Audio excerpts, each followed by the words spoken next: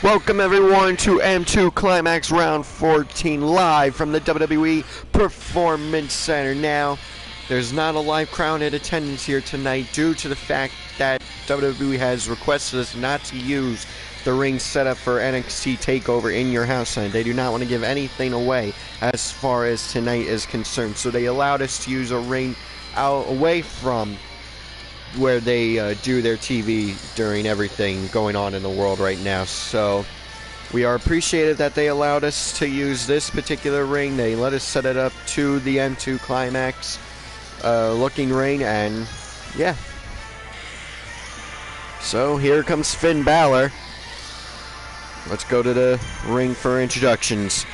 Ladies and gentlemen, this is the opening contest of the M2 Climax Round 14. Introducing first from Bray County in Wicklow, Ireland. He weighs in tonight at 210 pounds. He is Finn Balor.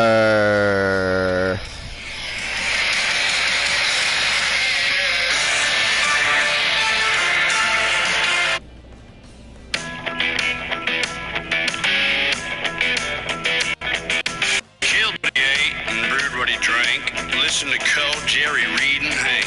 A bear of a man hardly left the woods. A 6'4" solid rock. And his opponent from Borger, Texas, weighing in tonight at 320 pounds. He is Stan the Lariat Hansen.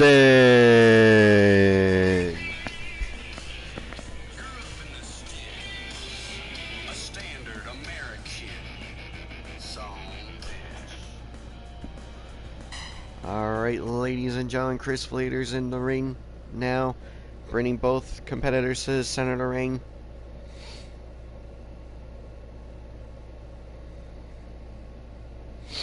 Going over the rules with them one last time. Checking to see if they're ready one last time. Fight! And calls for the bell. Once again, we are live from the WWE Performance Center. They allowed us to set up our ring. Oh, hold on. Hold on. Oh, kick out.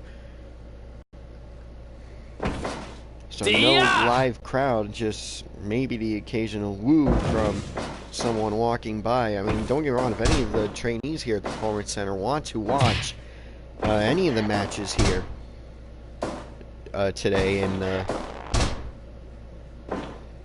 round, they're more than welcome to sit around and watch.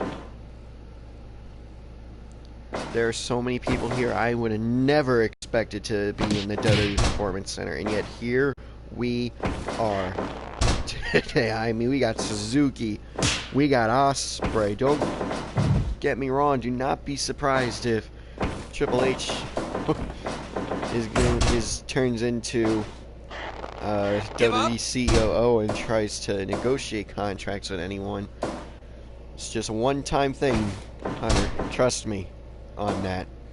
As Dan Hansen picks up Balor and drops him with a scoop slam. Tries to center in and drops a knee on him. Oh, missing with a spear. Finn Balor backing up to avoid hitting the spear. Getting hit with the spear, I meant. And a suplex, sending Finn Balor to the outside. Balor now back inside the ring. Elbow strikes taking down Hansen, dragging into the center ring, hooking the leg and the head, but not even a 1 count to be made due to the fact that Hansen kicks out almost as soon as Finn Balor hooked him in the pinning position. Hansen now dragging Balor to the center ring, dropping a knee on him again, but Balor getting right back up. Knife edge chop, shot for shot with the elbow, and a knife edge chop by Hansen takes down Finn Balor. Give up. Referee. Flaters, Chris Flaters, checking if Finn Balor wanted to give up, but he did not. He actually got out of it. Sending Balor into the corner and then hitting him with the lariato.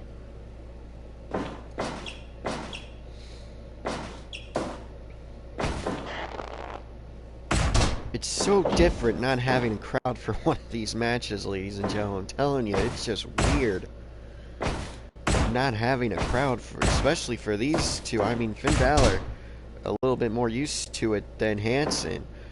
But, you know, wrestlers play off the crowd too. That's what gives them the adrenaline shot to go through these hard-hitting matches. Like all these matches with the crowd that we've had so far in the tournament. Right. With the exception of today. I mean, so many of the great matches we've seen in the tournament so far was also because of crowd interaction.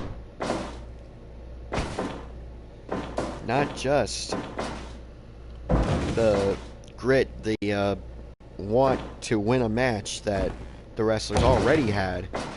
It was the crowd reaction that helped them, some of them, push through to the very end. And helped them last longer in a match, even on the losing side. Like, some matches lasted longer because of the crowd interaction, the wrestlers playing off the crowd, just using the crowd's energy to give themselves more energy. Chris Flaters counting out Stan Hansen, who gets back in the ring after a 3 count.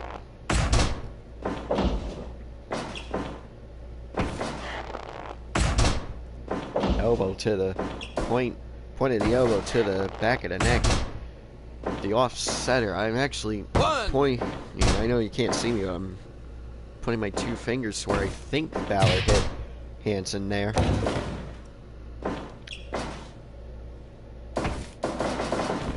Hansen sending. Oh, missing with the elbow strike, the running elbow strike. Drop kick to the back of the head of Stan Hansen. How is he still walking, standing, and fighting after? I would have taken some time to lay down after that one, personally.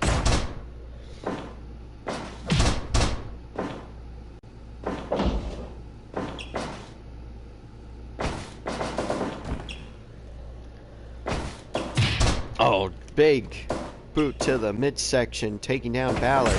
You're making him loopy a little bit there. Oh, hold on. Go! Backbreaker! Backbreaker! Backstabber! By Finn Balor to Stan Hansen. And Balor not able to capitalize on. That's it. Hansen now double hand press pin. 2.9. Finn Balor kicks out. 1 foot stomp to Hansen, and then the Bullet Club. Gun salute. Hooking the leg and the head. 2. And only a 2 count, says referee Flaters.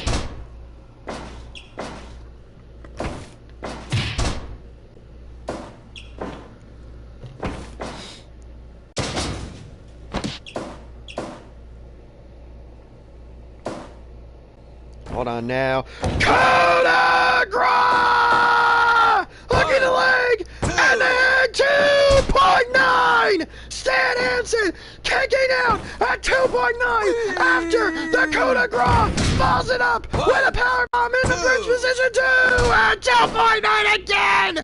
Finn Balor kicking out of the powerbomb position. Brainbuster! Going out to the top rope again! Diving crossbody! Does not go for the pin! Finn's learning, running! 1 foot stomp! 1 foot stomp that just woke up Stan Hansen. You should have went for the pin, Balor. You wanted to drag him to sit in the ring, I understand. And now we are going shot for shot. Discus Lariato! Drop kick!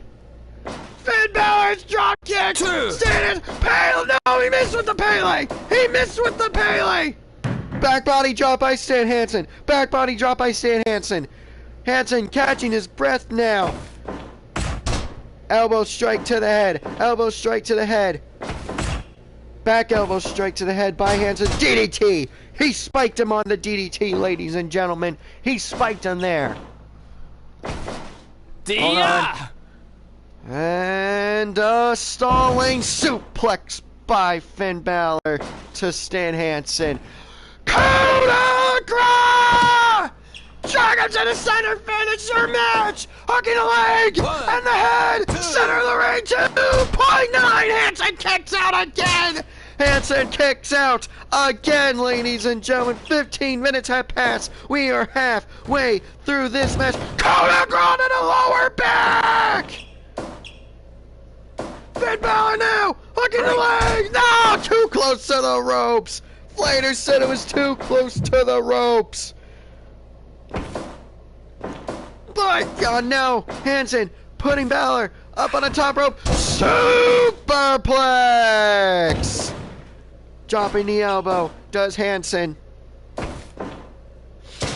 Spike DDT to Finn Balor to fall. Double hand press pin 2. And it gets the 3. It gets the 3. Stan Hansen has defeated Finn Balor. And if you're expecting a Damian Priest attack, do not count on it. I made Triple H swear to keep all NXT people away from the ringside area as in interferences as well. And he swore at risk of them being fired by the WWE and NXT. Same deal. They will not make an appearance here to interfere in any of the matches here tonight, which is good for Finn Balor, Tommaso Ciampa, and the Velveteen Dream here in the first 3 matches, which is good for later. They get a little bit of rest in between their matches later on tonight. Finn Balor versus Damian Priest, Tommaso Ciampa versus Karrion Kross, and Velveteen Dream in the Backlot Brawl versus Adam Cole. That is definitely a very good thing for them later on tonight at NXT TakeOver in your house. But speaking of Tommaso Ciampa, coming up next, it's going to be the Great Sasuke versus Ciampa.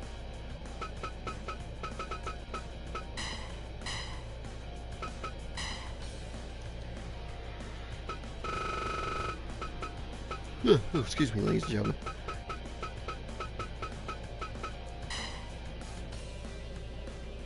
Chris Flater staying out here to officiate this contest. Referee Tad Karima will officiate the matches afterward. No, excuse me. Referee Dr. Morte will officiate the matches after this, the next 2 matches. Then it'll be referee Roxanne Winter, then Tad Karima, and Blaze Greenfield, and then I believe John Cone will officiate some matches.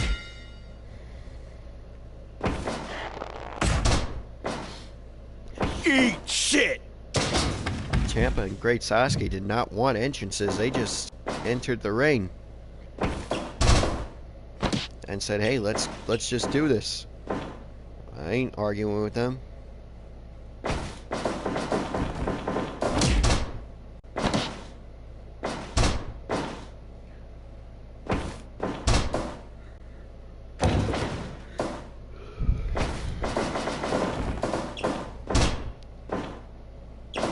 Ciampa with a kick to the lower back. I think it was aiming for the midsection, but Great Sasuke turned around, and not for the better.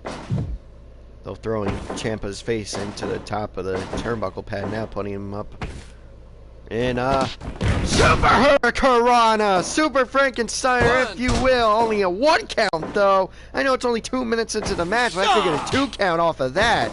Jeez, Tommaso Ciampa's really been putting himself through intense training here in the past 24 hours. Shit!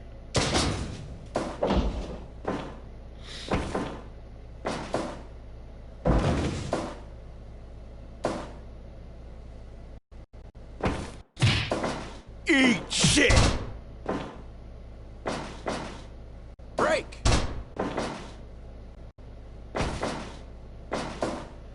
Sasuke, no, beanbag body dropped. Beanbag body dropped.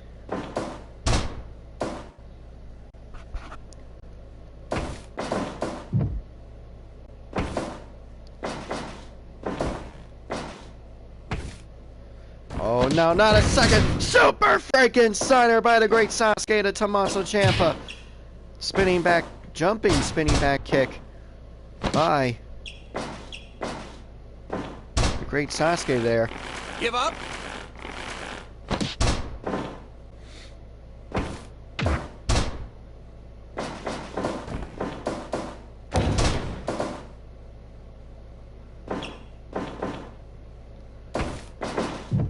again, putting Ciampa into the corner. Sasuke with the monkey flip to Tommaso Ciampa.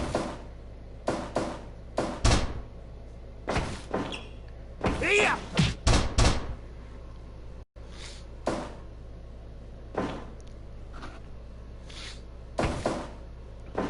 Wait, what? Pile driver by Sasuke to Tommaso. Velveteen Dream wants no disqualification against Tremont. Alright, if he wants it, I'll give it to him.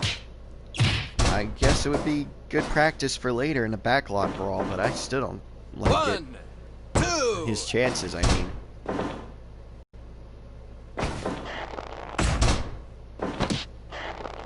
Give up.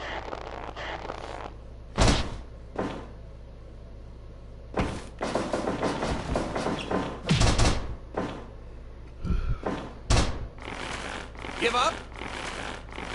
Give up.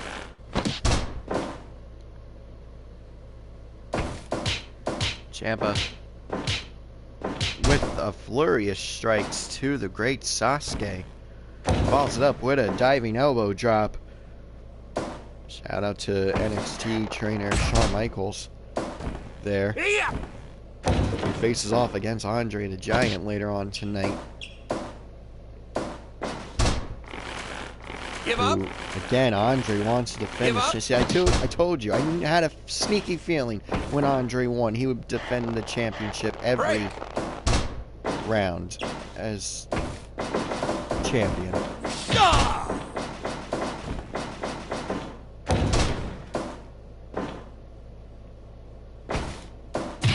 Conor McGregor wants to defend his championship. He's newly won championship, huh? No, I'm not against it. Hell, if any of the champions here, not FRW champions, want to defend their championship. Eat shit. Besides Vader, if the champions want to defend their, I'm not against it. It's just China. The only two champions I'm forbidding for defending the championship is Suzuki and Vader, because I want to see Vader and Slack for the World's Championship. That contract's been signed, and I want to see Onita versus Suzuki. That's a personal dream match of mine. Personal death match of mine. 1. Great Thunder Bomb. 2, 3. No, only a 2.9. Fire Thunder Bomb. My apologies, ladies and gentlemen. Yeah. Swanton Bomb follows it up. But Ciampa getting right back up. It's almost like the Swanton Bomb woke him up. But back to what I was saying before. Yeah, I'm not against... If Leo Rush wants to defend his one-step championship against someone who would be considered a one-step challenger, go ahead. If any is the, the Intercontinental Champion, the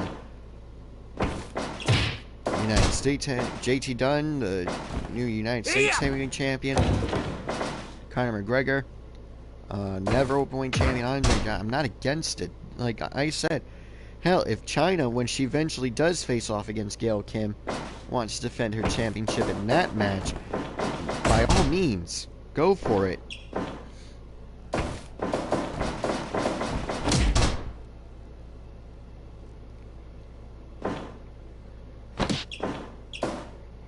I don't know when that match is, but when it does happen, go for it.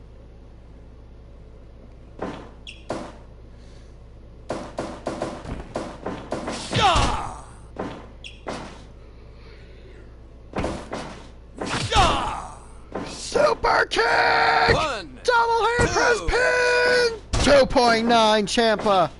Tommaso Ciampa does not get the 3 there.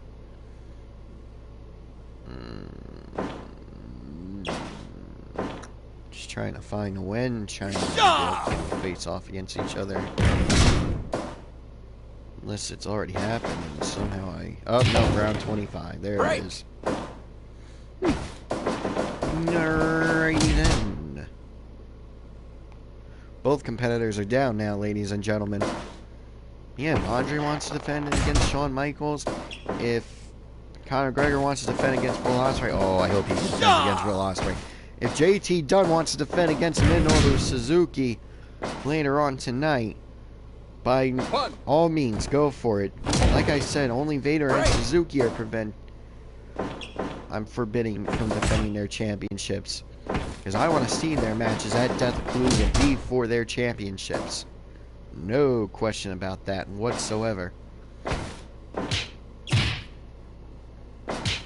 Don't get me wrong, there were plenty of times I would have allowed drop kick by Tommaso Ciampa taking down the Great Sasuke. But believe me, ladies and gentlemen, there were plenty of times I would have allowed Vader and Suzuki to defend their championships in this tournament had they not signed the contract to defend against Slack and Onita respectively. Those contracts have been made, signed, sealed, delivered, everything. It's official. I made sure to put it in those contracts. No title defenses for either man until that point in time.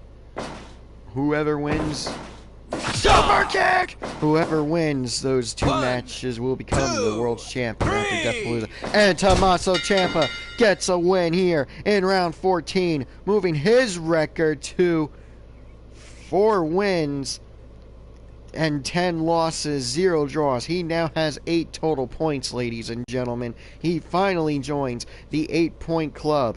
Tommaso Ciampa now 2 wins in a row. Yes. 2 wins in a row. Unbelievable. That's impressive. Now, before we start the next match, just see, yeah. JT Dunn wants to defend his Intercontinental Championship against Suzuki later. Go for it. Conor McGregor wants to defend it against Will Ospreay. Go for it. Andre, go for it against Shawn Michaels if you choose to. I am not against any of you 3 defending today if you want. Just Vader and... oh yeah, that's right. He's not going to be here. And Suzuki. Rush. Let's see. Who's Leo facing here tonight? Vampiro. Huh. Leo Rush. Here's your deal. If you want to defend your championship against Vampiro, go for it. We may see 4 championship matches here tonight, ladies and gentlemen. But up next, in no disqualification, it's Matt Tremont taking on the Velveteen Dream.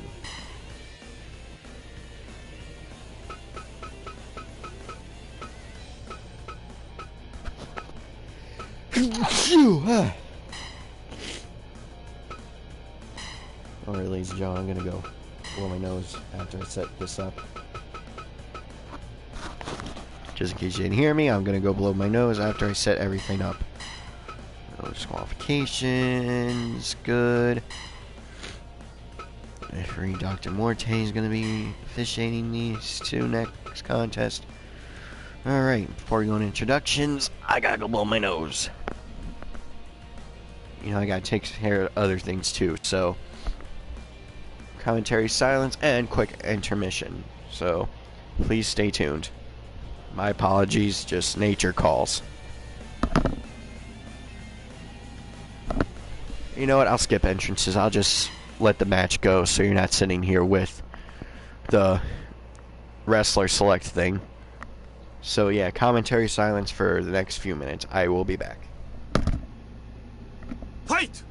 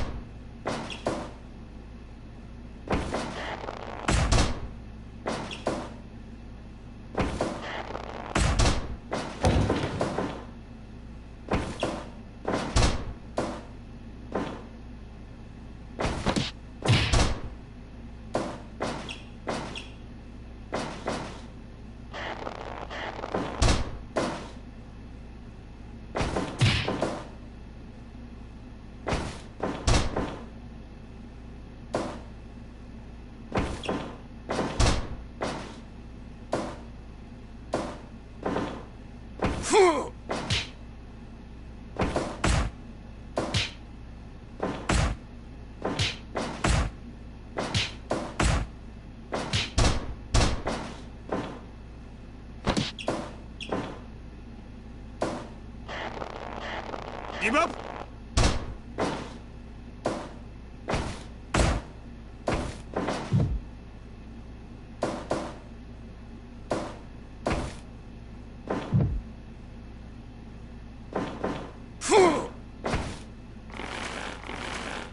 Give up!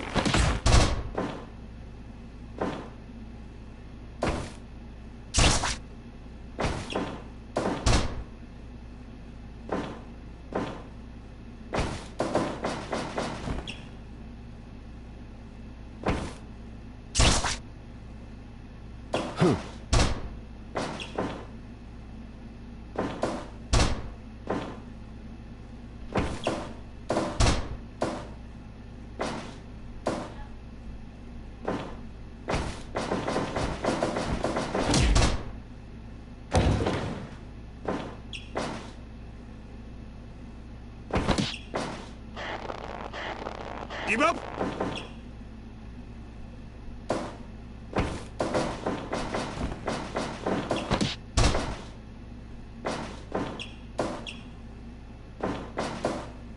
Break!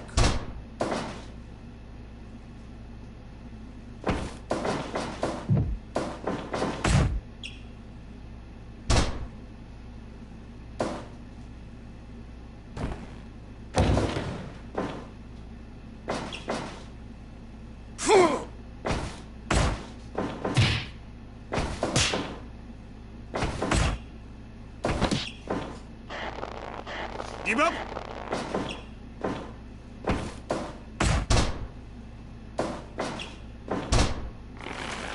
Give up!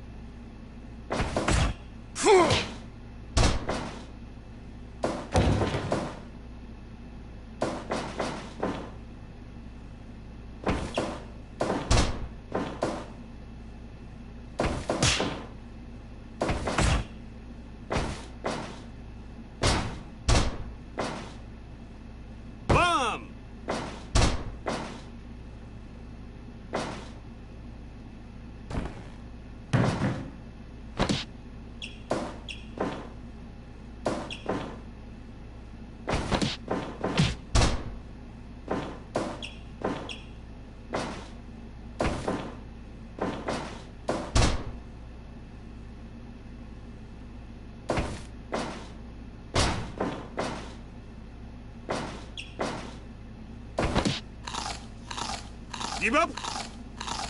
Give up!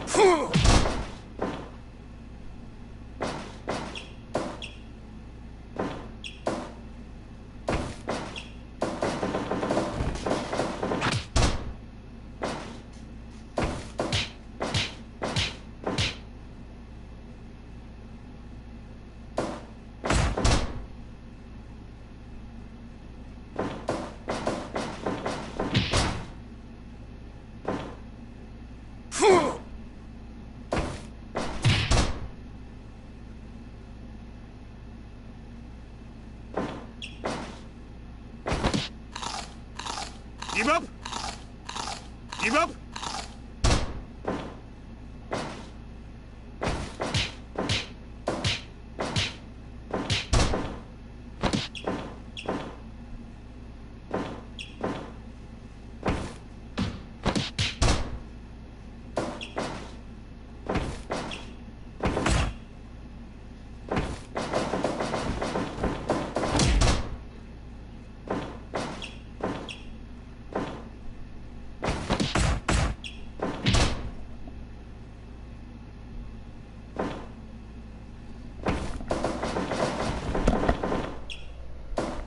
Velveteen Dream busted wide open. Geez, you go away for a second, and already Velveteen Dream busted wide open.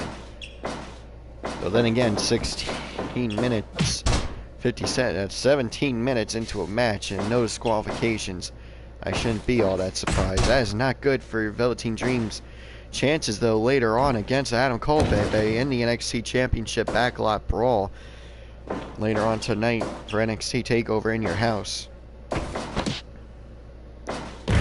Death Valley Driver to the Velveteen Dream.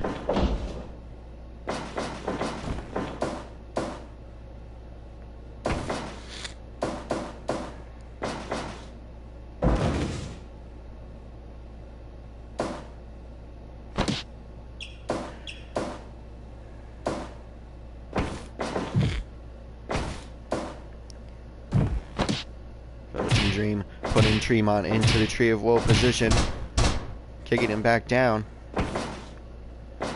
Tremont now picking Velveteen Dream.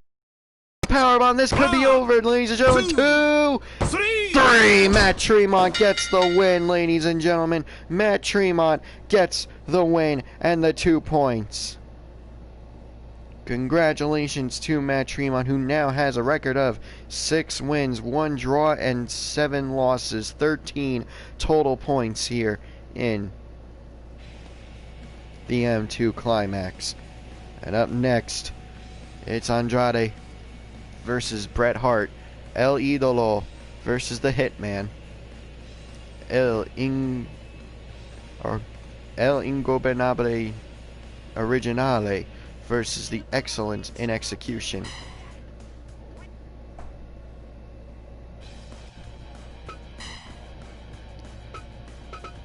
Mexican Lucha Libre style wrestling versus the Canadian technical style wrestling that Bret Hart likes to implement.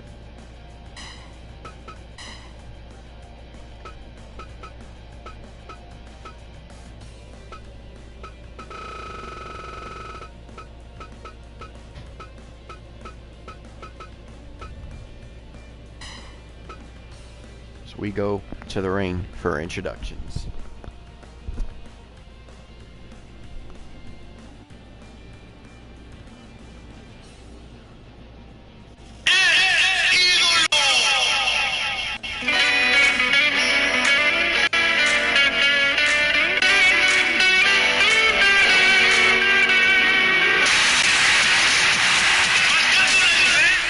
This next contest in round 14 of the M2 Climax is scheduled for 1 fall. Introducing first from Gomez Palacio in Durango, Mexico. He weighs in tonight at 210 pounds. He is Andrade Cien Almas.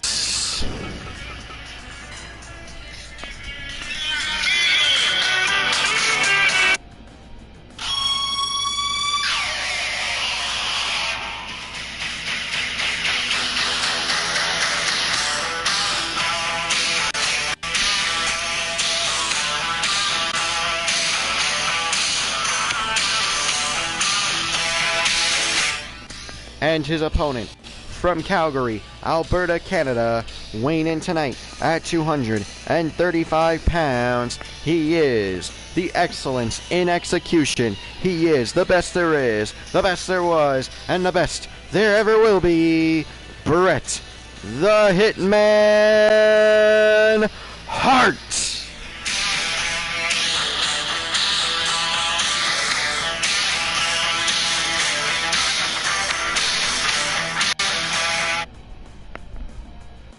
Hart in the ring, to face off against Andrade.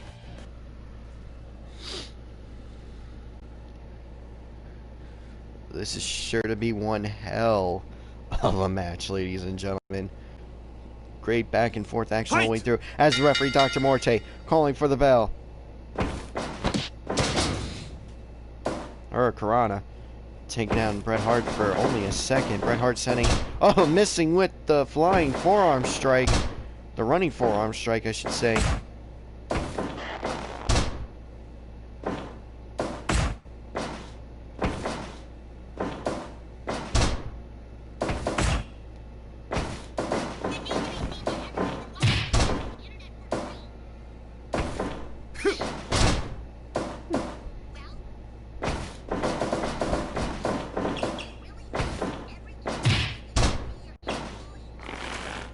Keep up.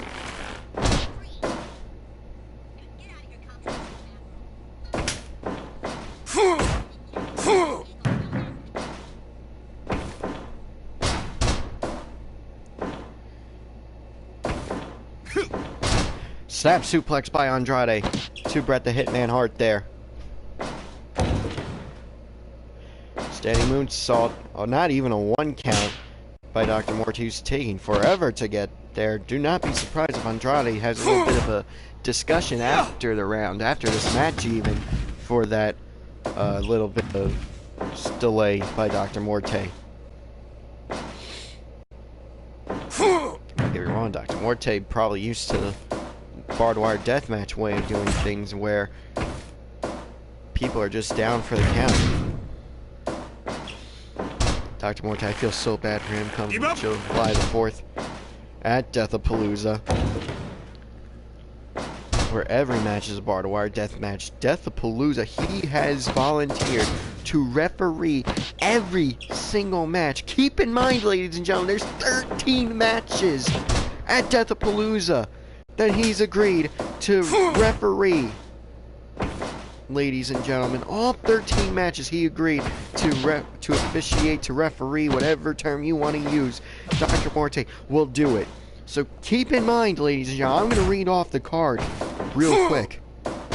One last time. Nick Gage versus Jun Kasai.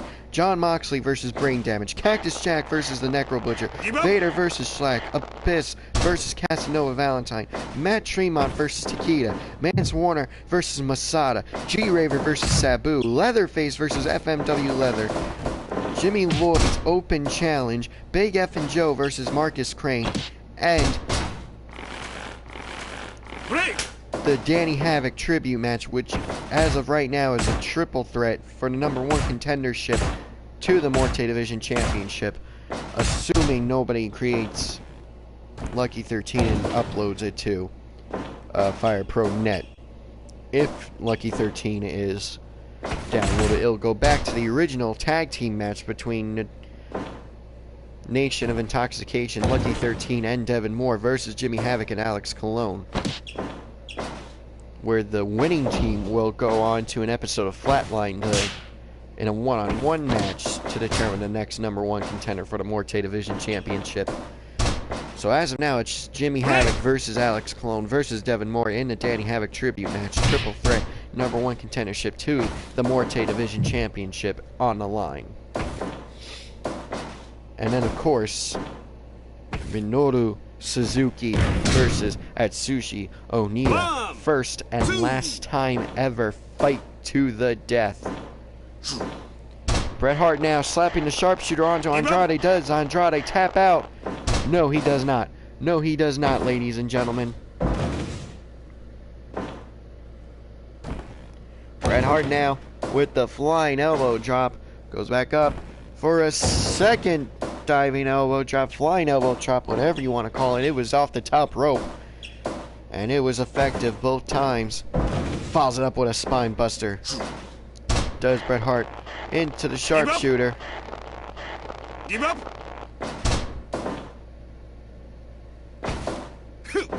Snap suplex by Andrade to Bret Hart, and showing how tranquilo he is. No crowd to play to, which is odd that he went and did that. I guess just to show off. I guess to show off to Bret Hart, really.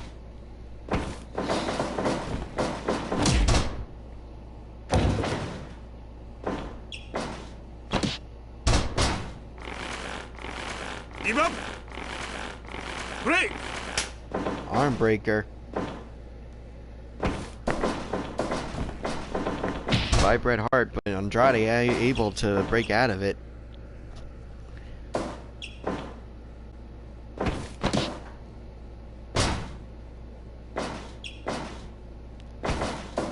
And a modified brain buster.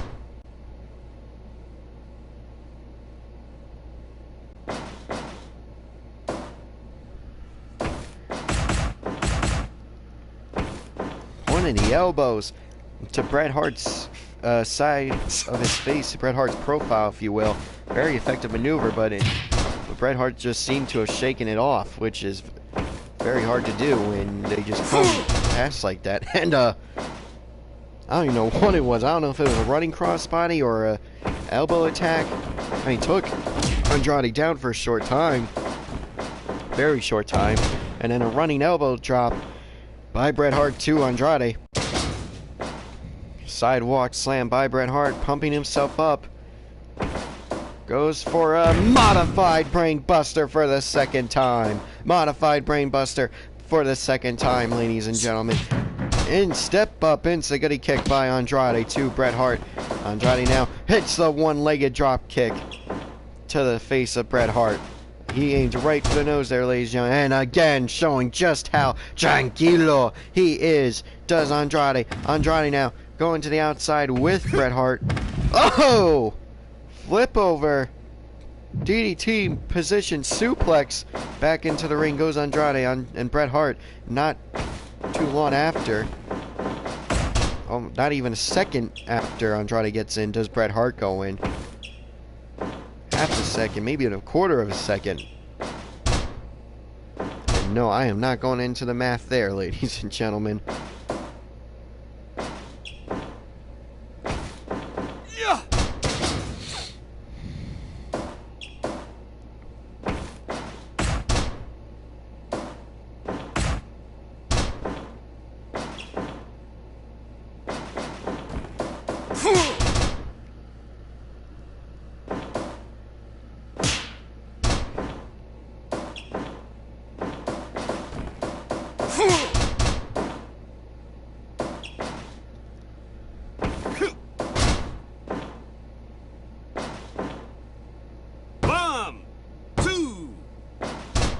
Two count only. Two count only there, says referee Dr. Morte. Going shot for shot now. Elbow strikes from Andrade. European uppercut by Bret Hart. Jumping Enzuigiri kick. Hold on. Drop kick. Standing drop kick by Bret Hart to Andrade, taking him down. And the other move he likes to use this whole tournament. I still cannot for the life of me think of the name, ladies and gentlemen. My apologies for that. Step up Enzuigiri kick. Step up Enzuigiri kick by Bret the Hitman Hart. No, excuse me, by Andrade. Bret Hart now, I guess, was going for a crossbody attack. It just didn't really work out in his favor. Suplex. And he hit Andrade, don't get me wrong. Suplex follows it up.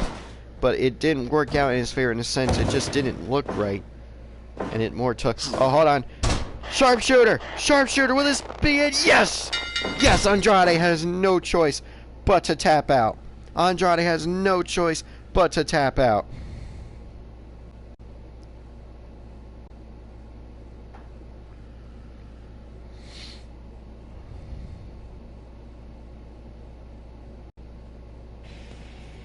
And up next, ladies and gentlemen, and up next is Gail Kim versus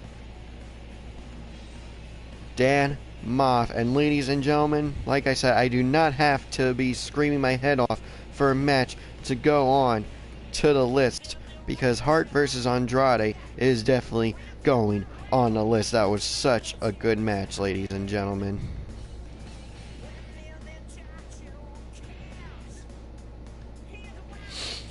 Hart versus Andrade joins Balor versus Hanson from earlier, but up next, like I said, it's Gail Kim versus Dan Moff, and we go to the ring for introductions.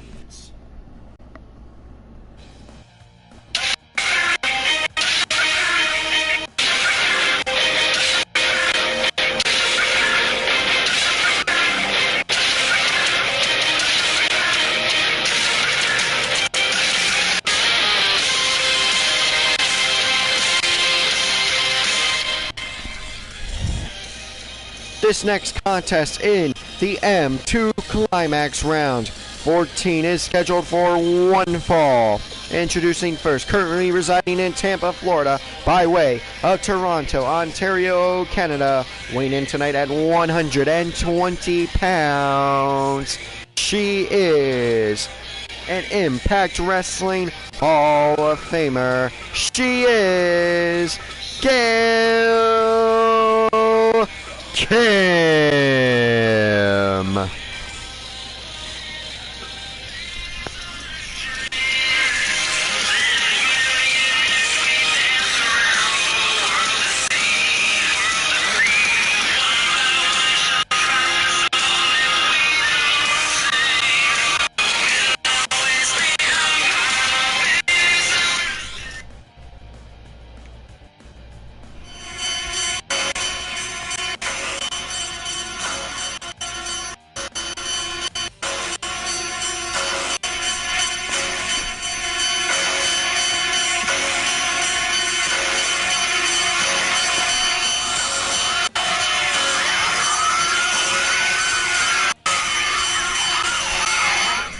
And her opponent from Bayonne, New Jersey, he weighs in tonight at 280 pounds. He is the Bayonne Badass, Danny fucking Moff.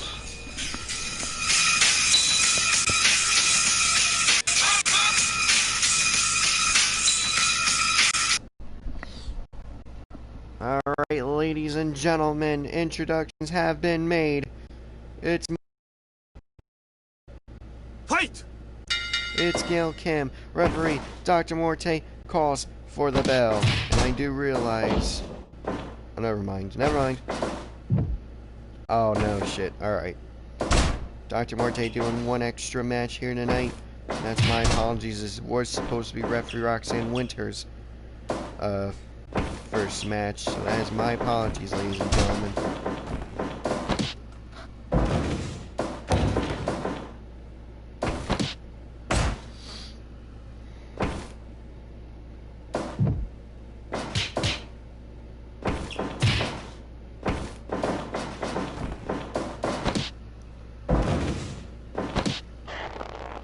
Give up!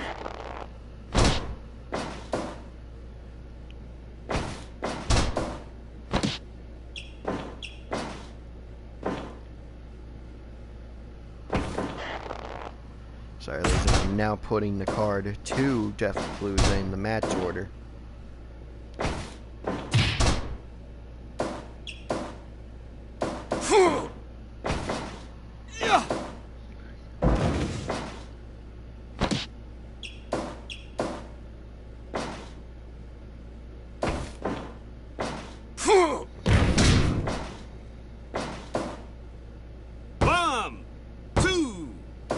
Alright, I like that.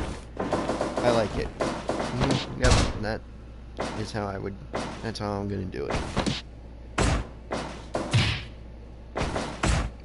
In between the big time matches. So yeah.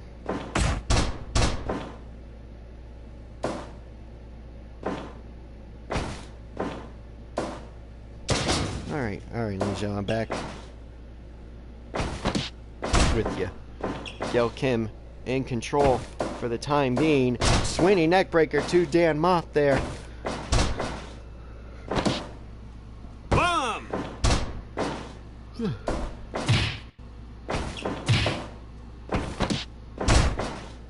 Gail Kim in firm control so far in this contest over Dan Maff. A swinging neck breaker again by Gail Kim, but of course Dan Maff getting right back up. Gonna take a lot more than that to keep him down, ladies and gentlemen, in order to go for a pin. Oh, Gail Kim slipping out of whatever. Oh, hold on! Burning Hammer! Burning Hammer by Maff! At 5.5 minutes in, going for the pin. 1, 2, this could be it. No, only a 2 count. Only a 2 count. Gail Kim kicks out of the Burning Hammer. Unbelievable. Swinging neck breaker.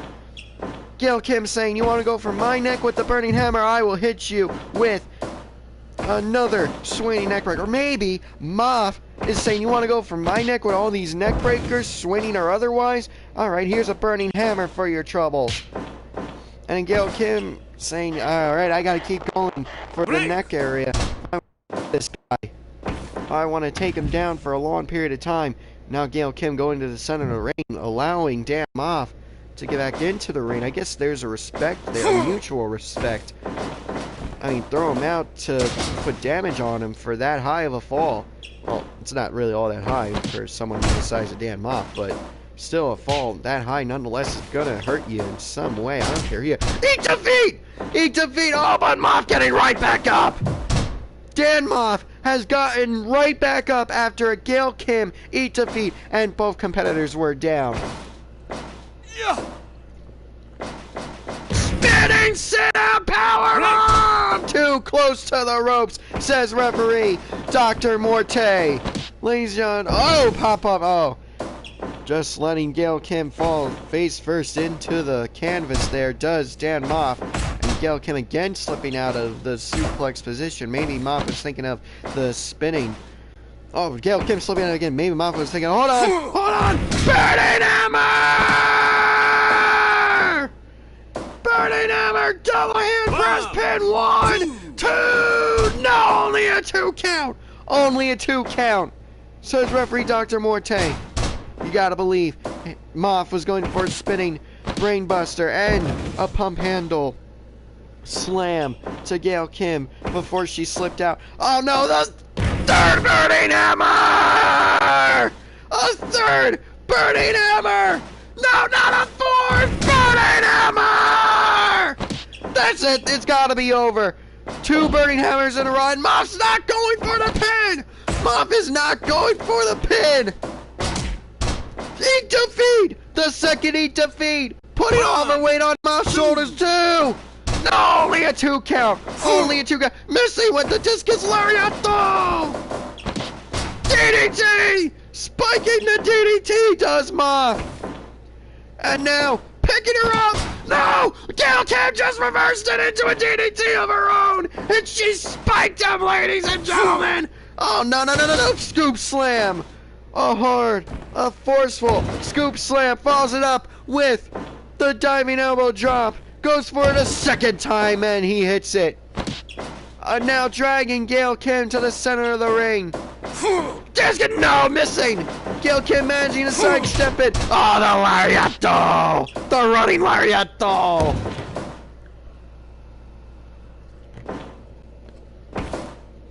Ladies and gentlemen, I had to take a sip of my water because of this match. My God, these two are destroying each other. And you bet your ass I'm putting it on the list. Give up. Maff versus Kim, round 14, ladies and gentlemen. What amazing back and forth contest. What a brutal contest this has been. Oh, ankle lock! An ankle lock submission hold. Does Dan Maff tap? Does Dan Maff tap? No, he does not. He breaks out of it. Dan Maff breaks out of it, ladies and gentlemen. Dan Maff breaks out of it here, ladies and gentlemen.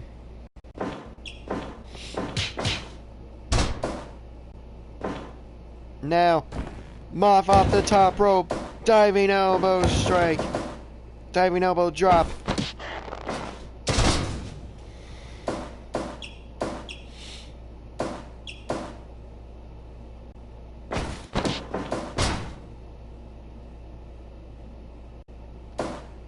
Gail Kim first to his feet after that maneuver. First to her feet, my apologies. Give up. Give up.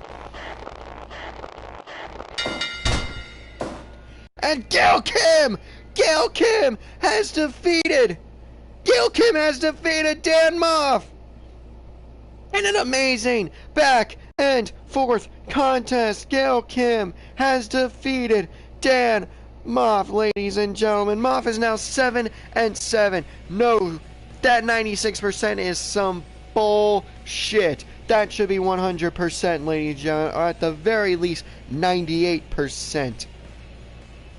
Dan Moff, now, they are tied, ladies and gentlemen. Dan Moff and Gail Kim at 14 points with the same win record. 7 wins, 0 draws, and 7 losses. Yes, ladies and gentlemen, I almost said 0 losses, and that would have been my apologies. But up next, ladies and gentlemen, up next, this is going to be brutal. You know what? They didn't ask for it, but I'm giving it to them. No disqualifications. I am so giving it to them.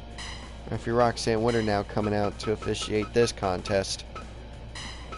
No disqualifications. Believe me, when you see who's in this matchup, you're going to go, yep. I mean, Sami Callihan alone, but look at his opponent. Kevin Owens. This is going to be brutal. Let's go to the ring for introductions.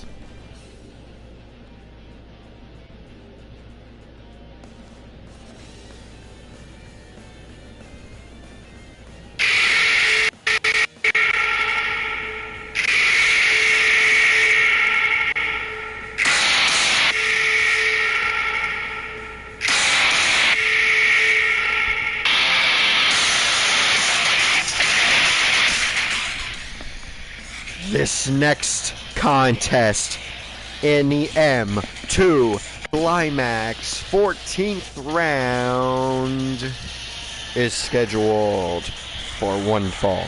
Introducing first, from Dayton, Ohio, weighing in tonight at 216 pounds, he is the Draw. And he would like me to remind you that it is Ohio versus everything, and Ohio is the greatest state in the country. Fuck the rest.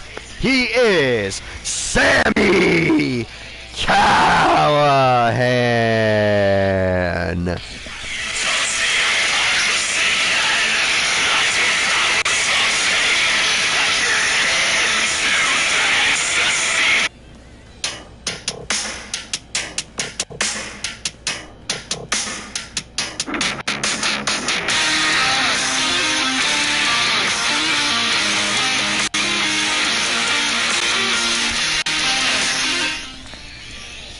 And his opponent from Maryville in Quebec, Canada, weighing in tonight at 266 pounds. He would like me to remind Sami Callihan that Ohio sucks, and he will package pile drive you for even thinking otherwise. He is Kevin Owens.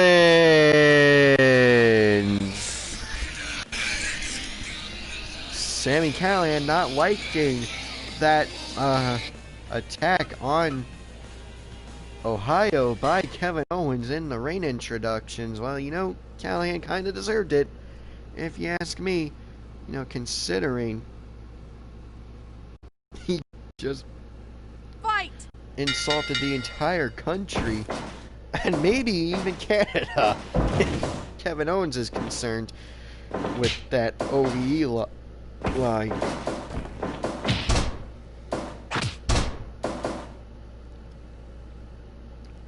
Sami Callihan, of course, as we all know, if you remember, just a reminder for those that somehow don't, is in this tournament because he was supposed to be in the M2 Summer Climax, but someone attacked him who we didn't know at the time, as we all found out was the Monster Abyss.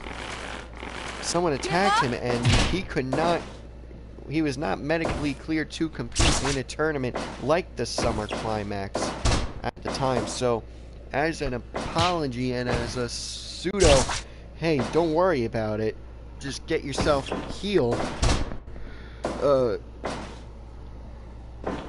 Excuse me, ladies and gentlemen. Sami Callihan was given a spot here in the regular tournament as, hey, don't worry too much about it. You're automatically in because of this BS. Of course, once we found out it was the Monster Abyss, the Monster Abyss, of course, in Callahan's mind, had to pay. So Callihan went on this long war with the Monster Abyss and the Rebellion. And it all ended at Psycho Circus this past year in the Psycho Circus match, where if the Monster Abyss were to win that match, Sami Callihan was going to be in the M2 Climax tournament no matter what. But if the Monster Abyss wanted to be in the tournament, he had to beat Sami Callihan. And as we all know, it was the Monster Abyss winning Psycho Circus, the first ever Psycho Circus match. A match that went for over 2 hours, ladies and gentlemen, as we go shot for shot. Believe me, this year's Psycho Circus will not be that long. I changed it to be cage match with weapons. The only way to win is by pinfall. As Callihan goes for the pin there over Kevin Owens. And Kevin Owens made his way in the tournament, I believe, by winning one of the seasonal tournaments. Like I said, it all blends together. He could have won one of the qualifier tournaments. He could have won one of the seasonal tournaments that was held. Well, that was supposed to be held. Give up.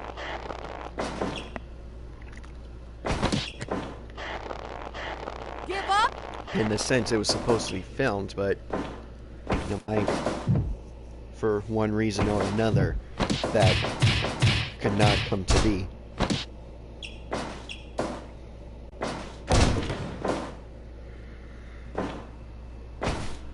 Excuse me, ladies and gentlemen. Now, these two have met in the past too, and only a 2 count, says referee Roxanne Winter, now having her first officiating contest.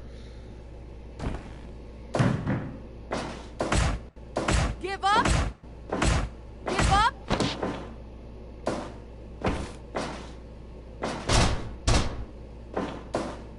One, two.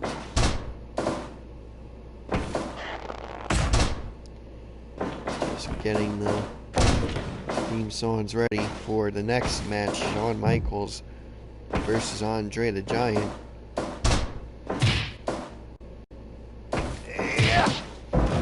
Which we can now confirm is going to be for Two. the Never Openweight Championship.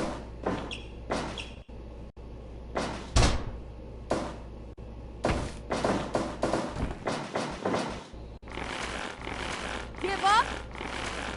Give up.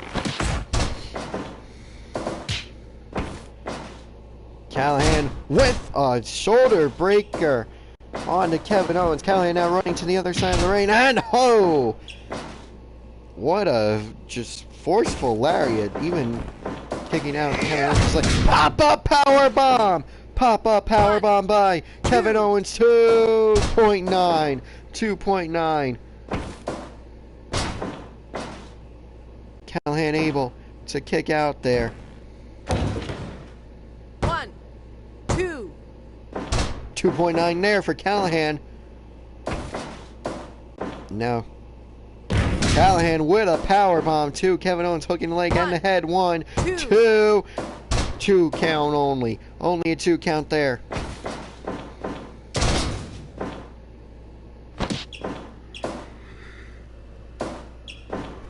Kevin Owens now. Oh, hold on.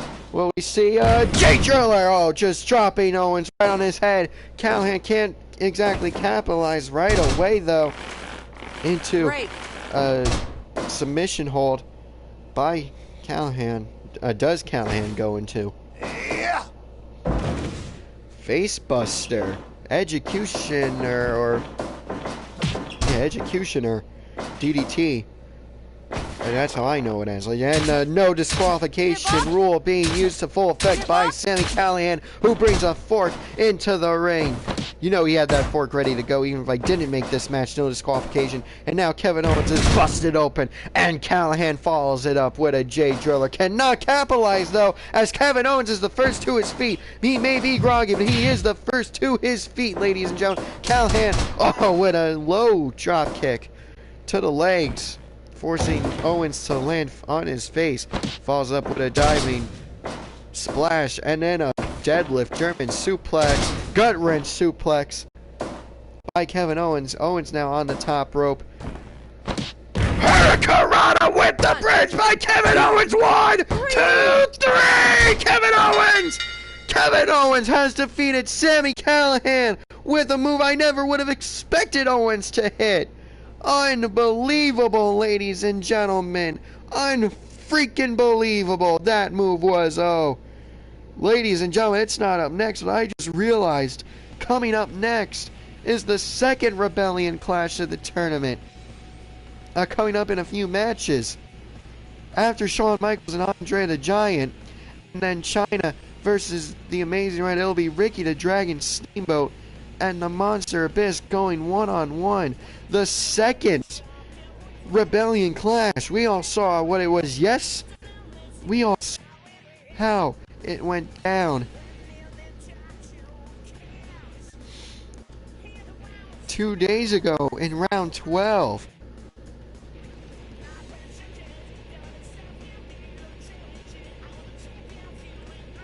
Oh man, imagine what Steamboat and Abyss are going to do to each other. Ladies and gentlemen, Swinging Frankensteiner. Yes, it was a Frankensteiner. My apologies. With the bridge. But up next, Shawn Michaels versus Andre the Giant. Never Openweight Championship and Andre's streak on the line. I mean, Shawn Michaels challenged the Monster Abyss yesterday to barbed wire death match. I think Shawn Michaels is starting to lose it, ladies and gentlemen.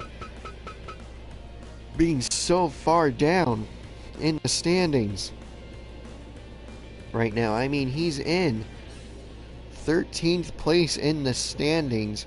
Granted, that's actually in terms of point totals. Let's see, first, second. He is tied for. Yeah, he's tied for 6th, but the standings in the app puts him in 13th place as of right now. He's still yet to have a match. A win here could move him up, especially ending the undefeated streak of Andre the Giant and winning the Never Openweight Championship. But you know, that's neither here or there as of now. We gotta go to the ring for introductions before we can even get to the point of where Shawn Michaels ends up after a win or loss in the standings. But like I said, gotta go to the ring for introductions. Are you ready?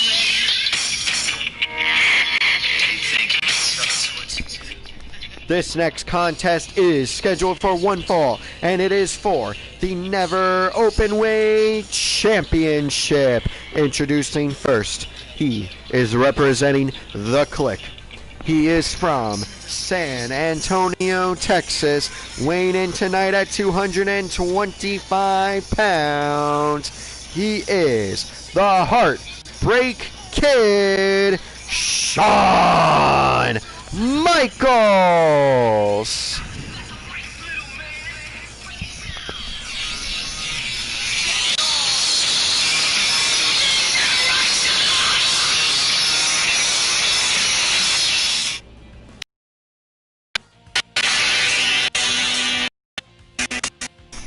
And his opponent and the champion from Grenoble in the French Alps. He has an official height of 7 feet 4 inches. He has of an official weigh-in tonight of 520 pounds. He is the never open weight champion, Andre the Giant. Alright, ladies and gentlemen, referee Roxanne Winter putting the belt up after showing it to both competitors to let it know it is on the line, to let them know it is on the line. Then showing the hard cam because there's obviously no crowd here tonight. Giving it to the timekeeper and the ringside official. Bringing both competitors to the center of the ring now, going over the rules one last time. This is not a no disqualification match. This is straight up wrestling match, making sure they're both ready again. And referee Roxanne Winter calling for the bell. Andre now. I seriously am worried about Shawn Michaels' mental state. I mean, his ego is definitely hurt. I mean, losing the World's Championship at Last Chance a number of weeks ago. Losing now 2 weeks ago at Last Chance, losing the World's Championship to Vader. Having a win-loss record of 7 wins, 0 draws, and 6 losses. Believe me, Shawn Michaels would rather it be something along the lines of Bruce Lee's win record at 10 wins, 0 draws, and 3 losses at worst. I mean, obviously, he would have wanted to be undefeated like Andre. Maybe 12 wins. I think the least Shawn Michaels would have accepted in his fragile, egocentric mind would be 12 wins, 0 draws, and 1 loss, or 12 wins, 1 draw, and 0 losses, undefeated. And the only reason why he wouldn't be in the lead, let's say with Andre's undefeated streak, is because Shawn Michaels had the draw in that scenario. So like it'd be a 1-point difference between them coming into this match. But the fact that it's 7 wins, 0 draws, 6 losses, that's gotta hurt. And again, even today, Shawn was talking with Triple H about tonight, later on tonight, how TakeOver in Your House is gonna go. I mean, I heard Shawn Michaels keep dropping, we gotta get Austin, we gotta get Austin, we gotta get Austin. And Triple H is just like, yeah, Shawn, I get it, we gotta get Austin, but think about the tournament and tonight beforehand. We can deal with Austin later. And you just keep saying, I gotta get Austin, I gotta get Austin, I gotta get Austin. What the hell does that mean in Shawn Michaels' case? That's what I want to find out. Shawn Michaels maybe winning the Never Openweight Championship is just what Shawn Michaels needs to calm down a bit, ladies and gentlemen, here in round 14 of the M2 Climax. Snap suplex. Shawn Michaels just got Andre the Giant off of his feet with a suplex, but not enough damage done to Andre just yet. A second attempt, Shawn, come on. Brainbuster by Andre the Giant. Never thought I would see that out of Andre. Dumping the elbow drop onto Shawn Michaels, a prone Shawn Michaels from a standing position. Could you imagine if Andre the Giant ever jumped off the top rope? Austin Crab being broken out of by Andre the Giant. Now, oh, again with the suplex attempt. That time was a regular suplex. Give up.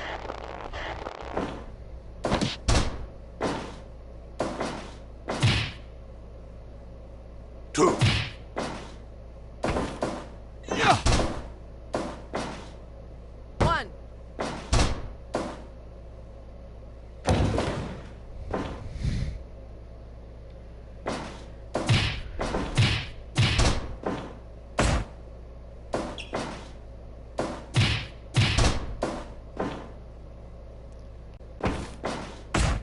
Ho!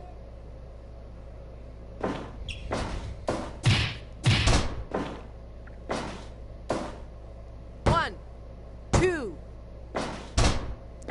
2.9. Andre able to kick out. Give up.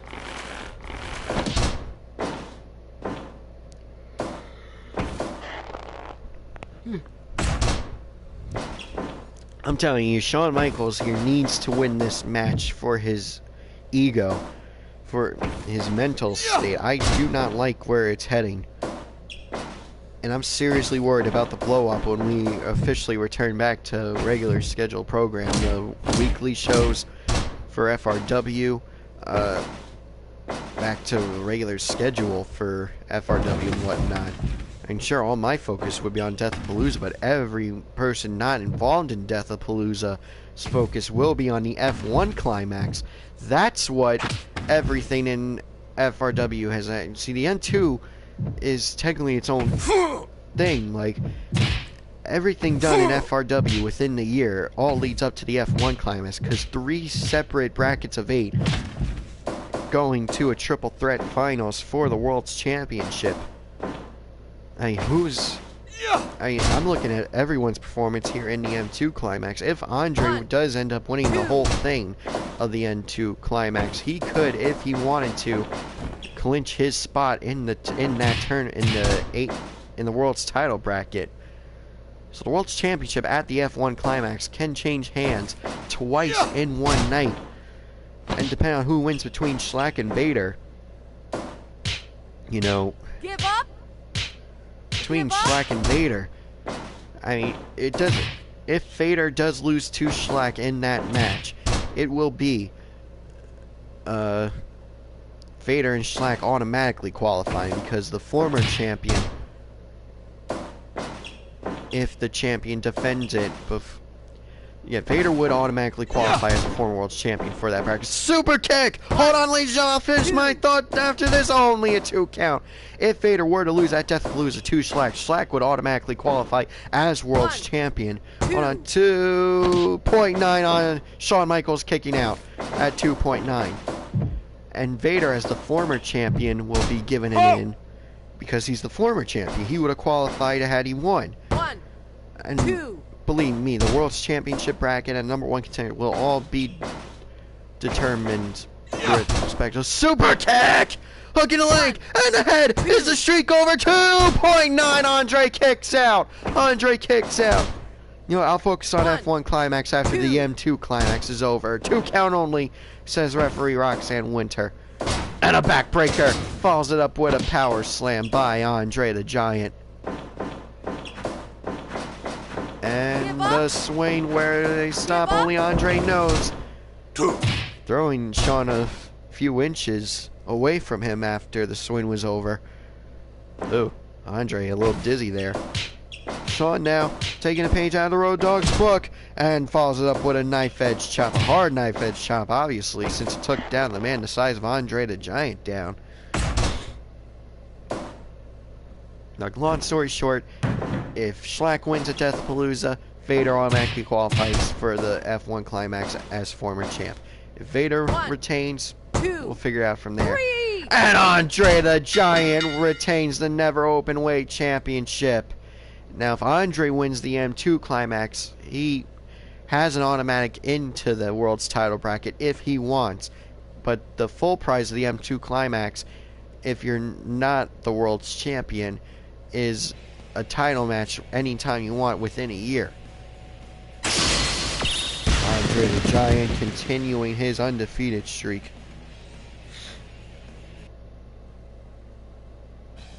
But you know, that includes entering a tournament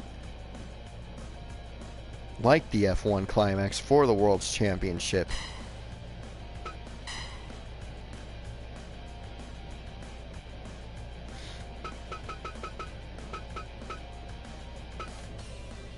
Now we move on to the Amazing Red versus China here, ladies and gentlemen.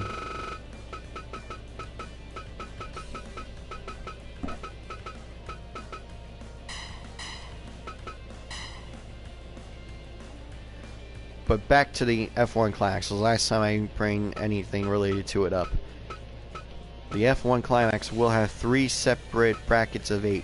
A World's Title bracket for the World's Championship. A number 1 contenders bracket to determine the number 1 contender. So all people who could be considered number 1 contender to the World's Title will compete in that person bracket, and then a one-step division bracket. So all people in the one-step division can qualify for that bracket. The winner of the 3 winners of the respective brackets will go on to a triple threat final for the World's Championship at the end of the night. So we are looking at 25 matches at least. That's going to be a long one, ladies and gentlemen. And keep in mind, all at 45 minutes each. Trust me, I'm seriously considering making that a 2-day event because of how long that's going to be. 1 day for the tournament matches, and the next day for the finals and all the other matches to be as a regular pay-per-view, because believe me, that's going to be a long one as is. You think 13 matches are long? Oh boy, 24 matches. That's... Summertime is huge for FRW. And we go to the ring for introductions for this next match. This will be referee Roxanne Winter's final match of the day. And the following contest is scheduled for one fall. Introducing first. Don't treat me like a woman. Don't treat me like a man. Don't treat me like you know me. Treat me for just who I am. Don't treat me like a man. Don't treat me like you know me. Introducing first, she is the FRW Women's Champion. She is from Londonderry, New Hampshire, and she is weighing in tonight at 209 pounds. She is the 9th wonder of the world, Chyna.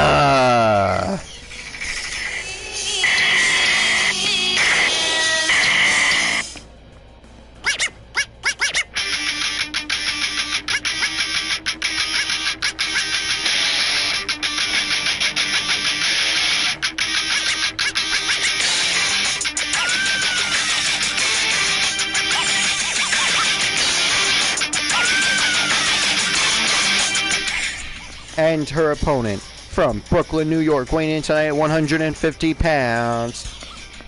He is the Amazing Red. The Amazing Red versus Chyna. Referee Roxanne Winter bringing both competitors to the center of the ring, making sure they are ready to go.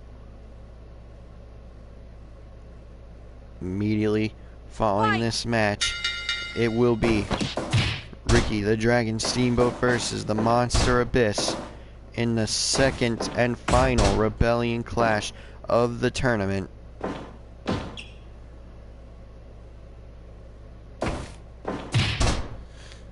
Both men agreeing to wear the red of the Rebellion here tonight in the final clash between the group.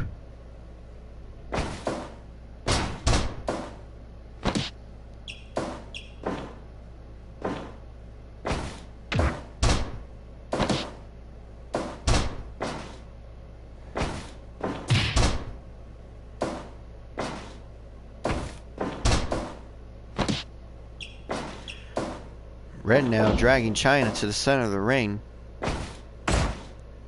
Chyna, though, back up and on the attack on the Amazing Red. But of course, the Amazing Red not down for long either. Both competitors, amazing competitors with so much stamina. It takes a lot to put either competitor down. Both Chyna and the Amazing Red. It does take a lot to put the other down, which is what's going to make this match, in my opinion, so damn good. Because you never know what's the move that will take the eventual loser of the match down, assuming there even is going to be a loser, because remember, there is a possibility of this match going to the draw. I mean, it's happened before in this tournament. Granted, it was a result of 2 out of 3 falls matches going the distance, but still the draws have happened here in this tournament.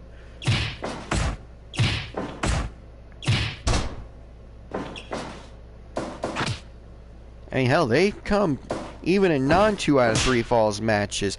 The matches have come pretty damn close. I'm talking 29 minutes 50 seconds periods of close. That's how close some of these matches have come to going the distance. So, you know, it is entirely possible with the right combination in this tournament, ladies and gentlemen.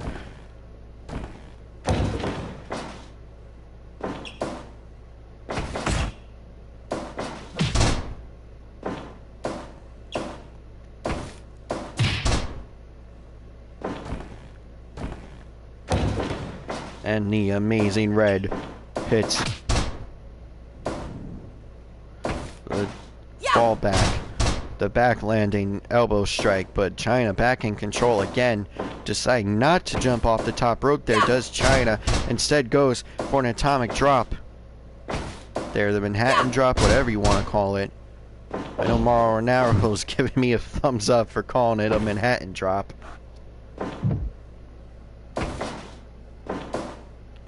As he's getting his voice ready. Hold on. Hurricanrana off the top rope. Hurricanrana off the top rope. Does not seem to have affected China all that much. At least not that she's showing, ladies and gentlemen. For all we know, it might come back to hurt her later on down in this matchup, which will cost her the victory.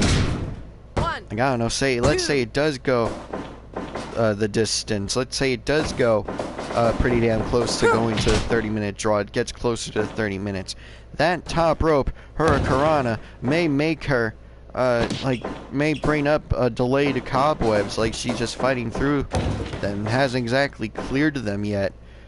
And towards the end of the match, when she needs to get the win, otherwise it goes to a draw, that could be when they creep up and start to blind her to the end goal of winning this match. As the Amazing Red, bloody Amazing Red, hits a sit-out powerbomb and gets only a 2.9 on China. I just want to know how the Amazing Red got opened up. I've been watching. I still don't know how he's been hurt here to this extent, to be busted wide open. Now China with a forceful power bomb to the Amazing Red. A headbutt looking maneuver taking down the Amazing Red that time, ladies and gentlemen. Hit in a Hurricanrana by the Amazing Red, going up to the top rope for a coffin drop like elbow drop. I do not want to call it a full-blown coffin drop like Darby Allin does in AEW, because he does hit the elbow. Darby Allin just lands with his body on top of you for the coffin drop. Amazing Red now again. Sit out power bomb. 1, 2, and 3. The Amazing Red has defeated China. And Ricky the Dragon Steamboat versus the Monster Abyss is up next. Both men requested it to be no disqualifications, and here is their reason why. The reason for this decision by the two is to just have no BS, just to prove who the better man is in this matchup.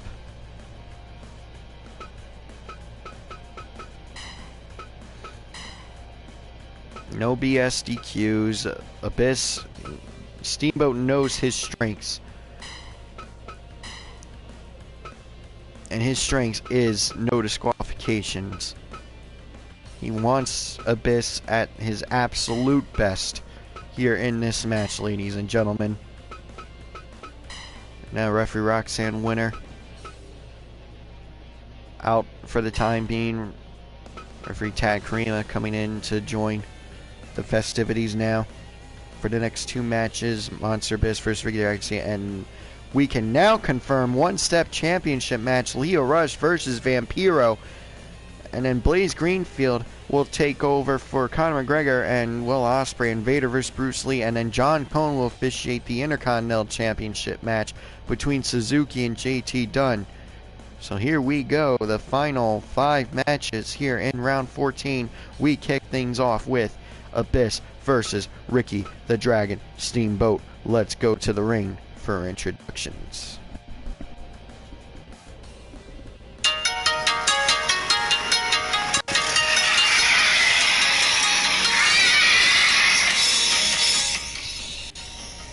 This next contest is scheduled for 1 fall and there will be no disqualification. Introducing first from Honolulu, Hawaii, weighing in tonight at 235 pounds, he is Ricky the Dragon Steamboat.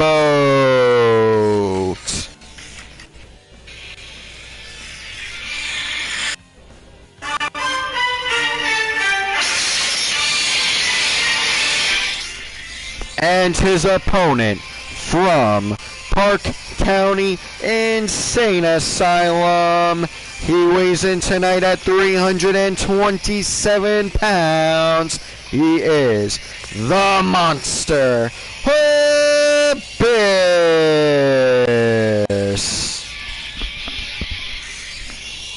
Monster Abyss and Ricky the Dragon Steamboat. Abyss telling the music person to cut the music. He just wants to get this over with. Both Steamboat and Abyss at the center ring. They are shaking hands. That is a friendship there. That is a partnership. That is respect from being in the same faction as each other. And referee Tad Karima calling for the bell. Test of strength. Ricky the Dragon Steamboat winning it and follows up with a drop toe hold, taking down the Monster Abyss for half a second. Abyss missing with the spear there. Now both men just sizing each other up, it seems. A few shots here and there. But it does, I mean, they're taking each other down with these shots. They are hitting each other pretty damn hard. Close fists and all. I mean, they both said they wanted it. They wanted each other at their absolute best. And the only way to do that is with no disqualifications. So they can hit each other with the closed fist. Hit each other with a little bit harder kicks that would normally result in disqualification based on the referee's discretion, because if you hit someone hard enough, it's just wrong, ladies and gentlemen. But this match, no disqualifications. They're just going for it. Steamboat being power slammed by the Monster Abyss. Give up?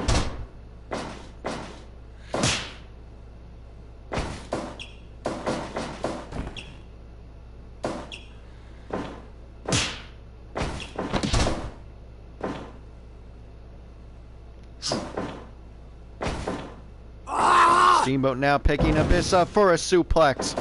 Taking Abyss down for a few seconds there. Power slam to Steamboat. Abyss hooking the leg now. Oh, not even a 1 count there, ladies and gentlemen. Not even a 1 count there.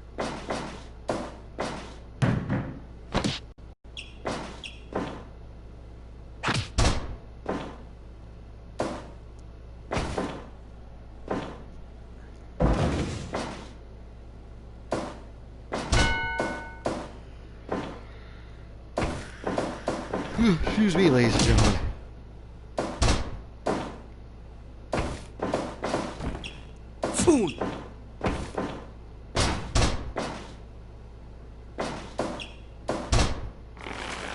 Give up?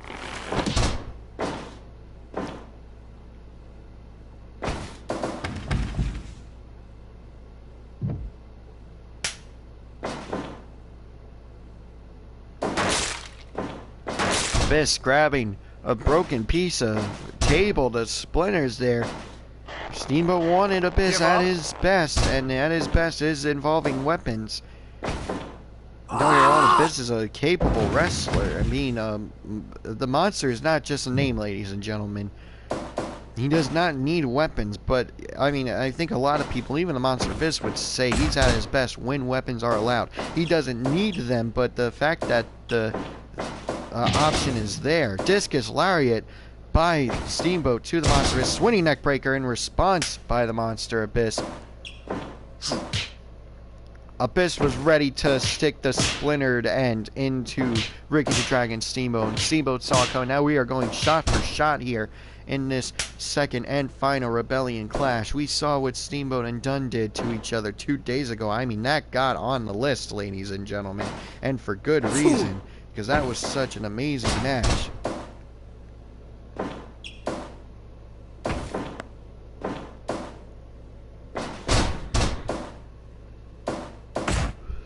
Give up.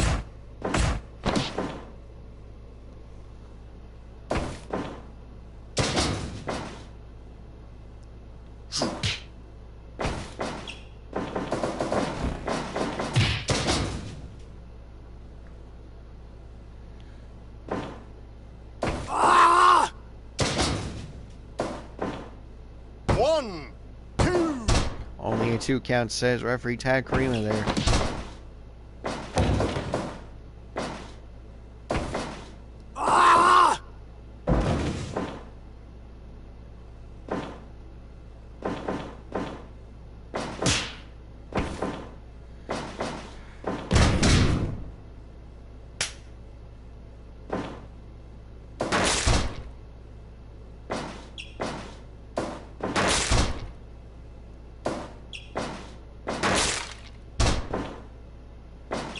Now Abyss picking Steamboat up and just hitting him with the splintered end. I'm surprised Steamboat is not busted open here, ladies and gentlemen. Sending Abyss to the outside does Steamboat. Now Abyss grabbing a chair. You gotta believe they had this match planned. I guarantee you Abyss put all the weapons under the ring just for this match because they knew just how crazy it would get. Because they also knew. Break.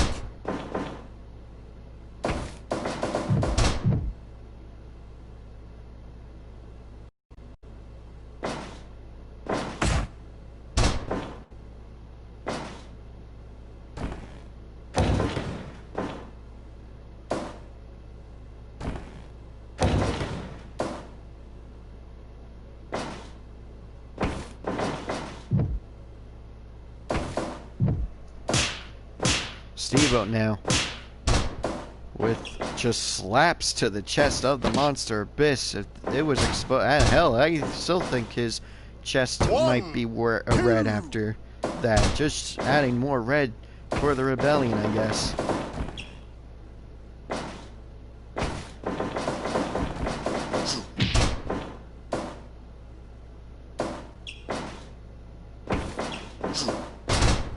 Break.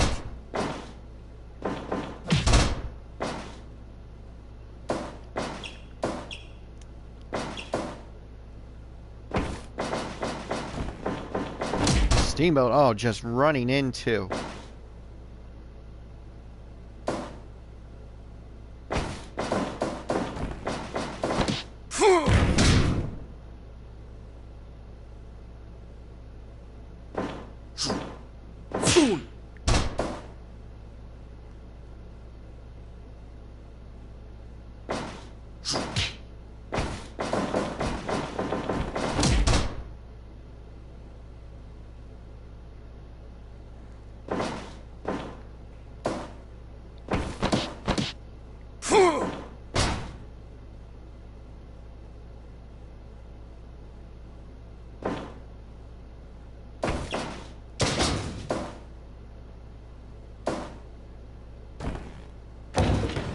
Break.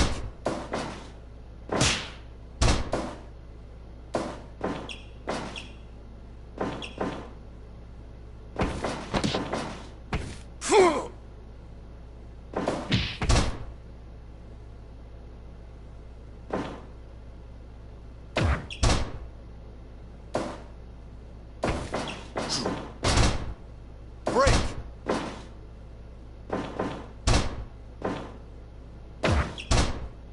Yeah.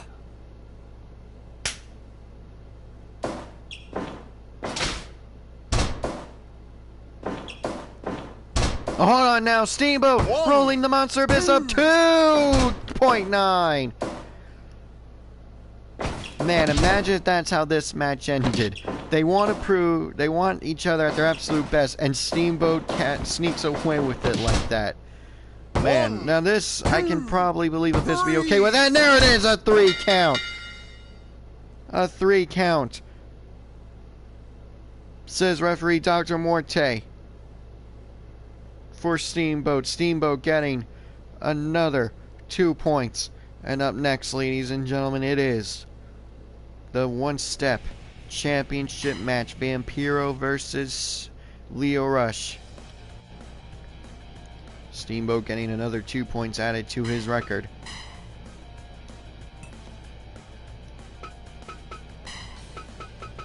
Two title matches in a row coming up. Lio Rush defending his one-step championship to take on Vampiro, and Conor McGregor defending his IWGP United States Championship against Will Ospreay.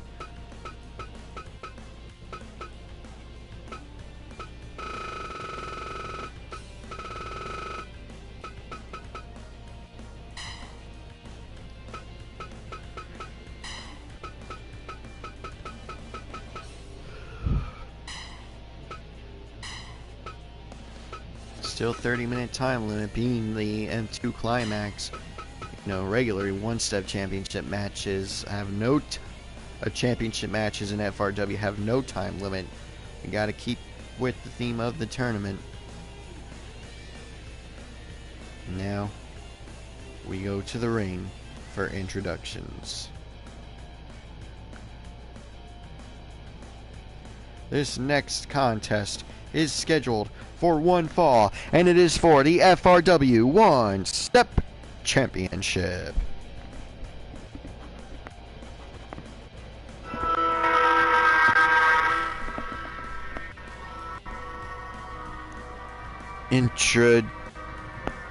He is from Guadalajara, Mexico. He weighs in tonight at 250 pounds. He has asked us to list his accomplishments and championships.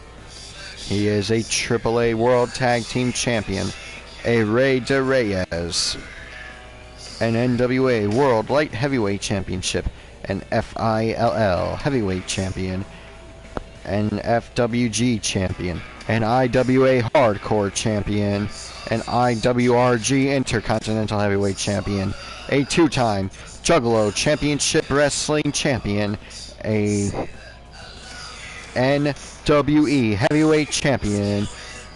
In the year 2000, he was ranked 31 of the best 500 singles wrestlers in the PWA I-500. He is a UWA World Champion. He is Vampiro!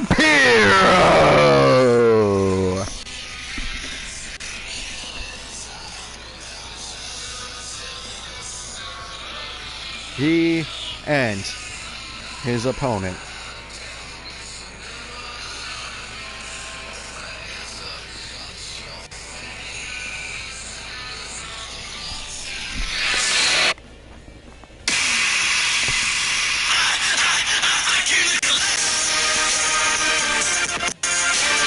From Washington, D.C., weighing in tonight at 160 pounds, he is the reigning, defending FRW One-Step Champion. He is the man of the hour, Lio Rush.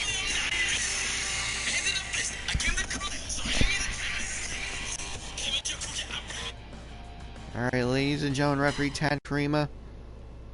Bring both competitors to the center of the ring.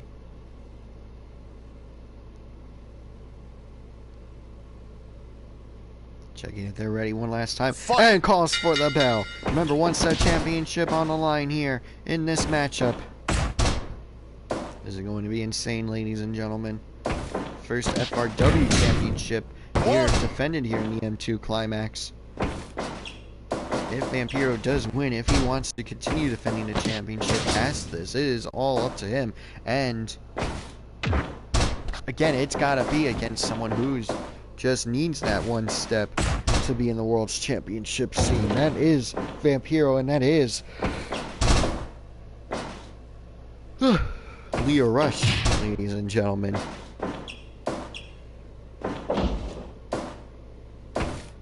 Tomorrow, assuming Vampiro wins, he goes one-on-one with Bruce Lee.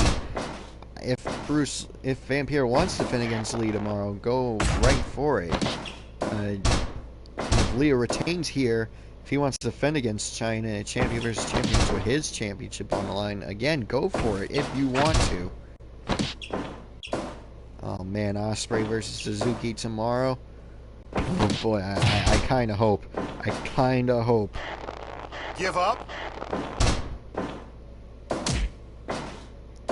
That Ospreay wins the United States Championship and Suzuki wins.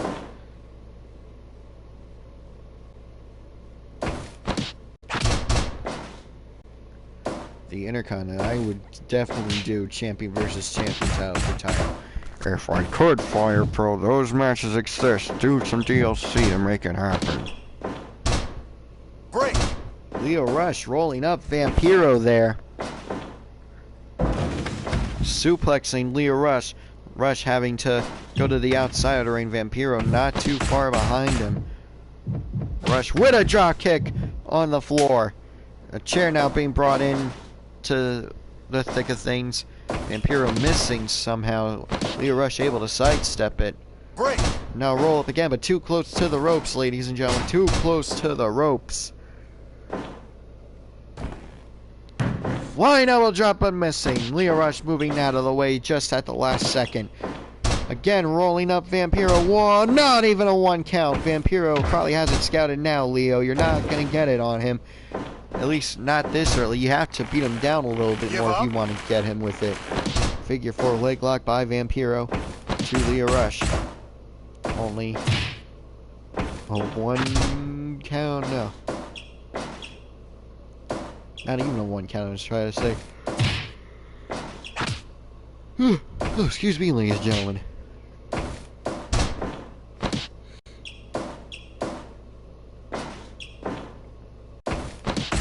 Rush now. Elbow strike. Oh, being sent to the outside of the ring by Vampiro.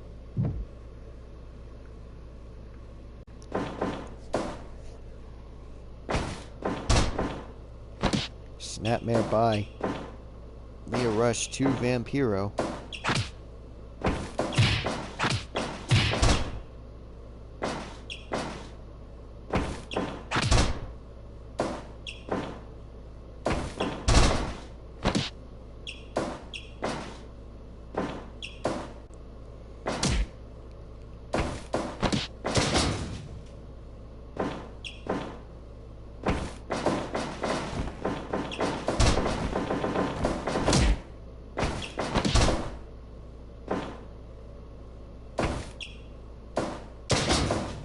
Belly to belly suplex by Vampiro to Lio Rush. What are these two going to do to each other? To each other. Break. To walk out as one-step champion. Lio Rush to retain the championship and Vampiro to become the new champion. Head scissors. Tilt-a-whirl head. No, just a regular spinning head scissors by Lio Rush. Kick to the midsection by Rush. Belly to belly suplex to by Vampiro to Lio Rush, and now a sleeper hold. This could knock out Lio Rush here, but Rush managing to break out of it. Rush now, Death Valley Driver. Vampiro, oh, leapfrog over. C4! C4! C4 at 9.5 minutes in. Lio Rush, but Vampiro still somehow able to get right back up and continue fighting. So much so that he is back in control, ladies and gentlemen. Drop toe hold by Lio Rush. I might have spoken too soon here, ladies and gentlemen. Sidewalk slam, both men are down. Lio Rush the first to his feet, barely a second later. C4 again! Vampiro was able to get up, but a C4 by Lio Rush. Final hour! 1, 2! 2.9 Vampiro kicks out after a C4 and the final hour. Frog splash. Lio Rush able to slip out of nail in the coffin attempt by Vampiro. Both men are down. Vampiro the first to his feet. Hurricanrana by Lio Rush. Rush now. Final hour! A second final hour. 2.9. Vampiro kicks out again. This might be Vampiro's match to win. He's kicked out of 2 final hour frog splashes, ladies and gentlemen. He's done that here in this match.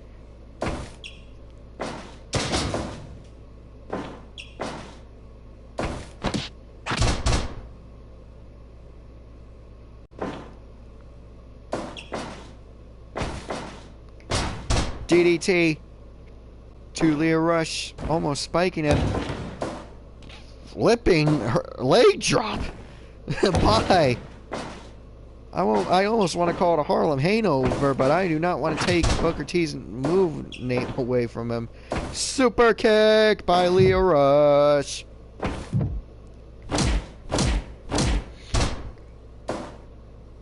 Shoulder into Lio Rush there. Vampiro now down, but getting to his feet. Fortunately, he's down too long as Lio Rush getting up a second after him. Rush now. Tilt-a-whirl DDT. Tornado DDT, my apologies. Both men were down for a second, causing Tad Karima to get on his knees to make sure. Oh, Michinoku driver! Nah, you should have went for the pin, Rush. Come on, Leo. You should have went for the pin. Now, diving elbow drop. By Vampiro, cannot capitalize to go for the pin. Both men were up. Vampiro with the running elbow drop. Lio Rush back in control after the drop kick. A third final hour. This could be a 2-3. Lio Rush getting a win there over Vampiro. Lio Rush retaining his one-step championship.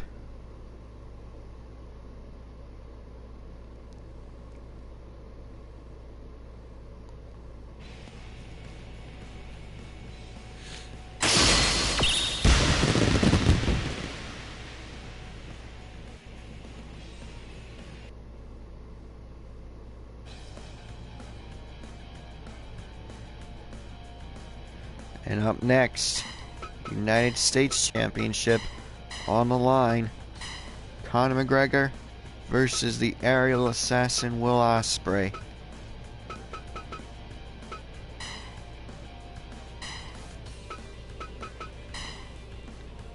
Blaze Greenfield coming out to officiate the next 2 contests. Referee John Cone will officiate the IWGP Intercontinental Championship match between Suzuki and Dunn.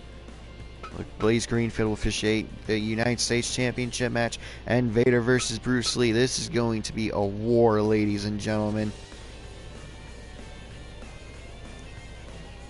We go to the ring for introductions.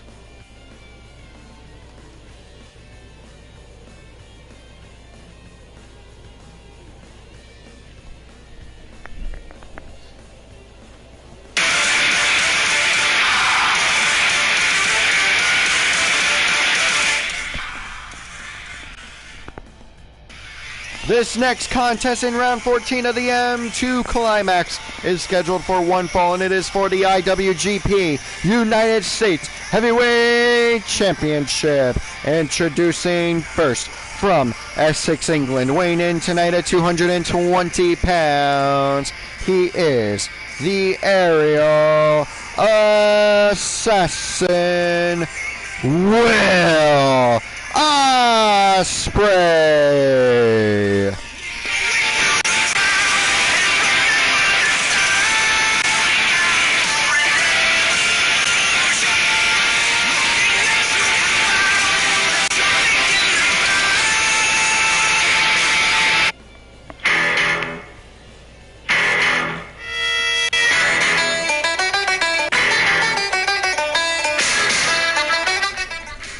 And his opponent from Crumlin in Dublin, Ireland, He weighs in tonight at 170 pounds. He is the IWGP United States Heavyweight Champion and the notorious Conor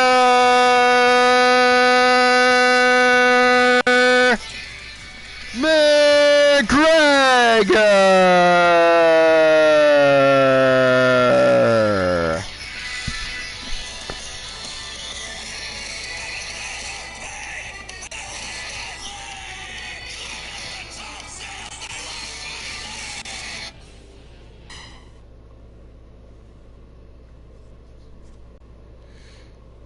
Both men. This is England versus Ireland. The rivalry there is insane, ladies and gentlemen. Believe me, this is the fact that it's for the United States Championship is almost mute compared to the rivalry between England and Ireland here in this match. It was already going to be brutal, a back and forth personal contest between these two men as is. Look, they're already hitting each other as hard as they can because of it. And now the championship added on, I should have made this no disqualification the more I think about it. Because the things these two are going to do to each other.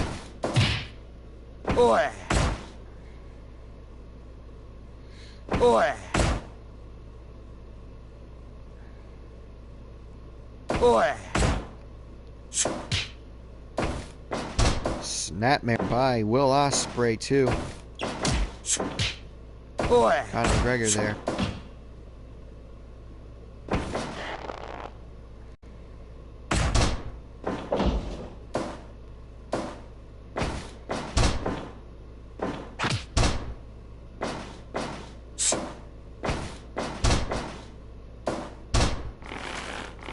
Give up?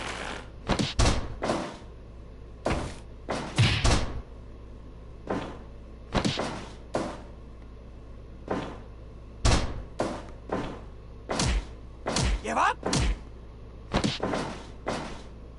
I mean, Ospreay's wrestled in Ireland, so he's got the Irish flag on his tights there. On his pants there, I should say. He wears the flags of all the countries he's wrestled in on his pants. I believe the Irish flag is there. And a stiff punch by Conor. Hold on! Ospreay rolling him over, not even a 1 count.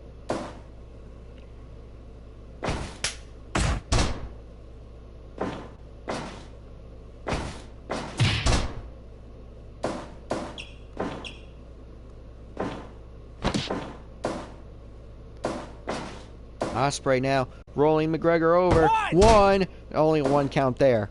Only 1 count there. Back and forth. Amateur wrestling sequence there between both men. This time McGregor able to get the ground and pound onto Ospreay. Now Ospreay is busted wide open. Do not let that hinder him. Do not let that change your bets, ladies and gentlemen, if you are betting on these matches. Just because Ospreay's bleeding, it does not mean he's going to lose this match. If anything, it might motivate him to fight harder here in this match. To fight not just harder, but to now open up Conor McGregor. Maybe. I had a feeling it's going to be a bloody match, the way McGregor likes to use the point of the elbows and his fist here in these matches. But I, for one, was not expecting it to be this quick, this early on into the match. Bleed. The only thing that will shock me about this match is if Conor McGregor walks out without bleeding, ladies and gentlemen. That's how much England and Ireland seem to hate each other. And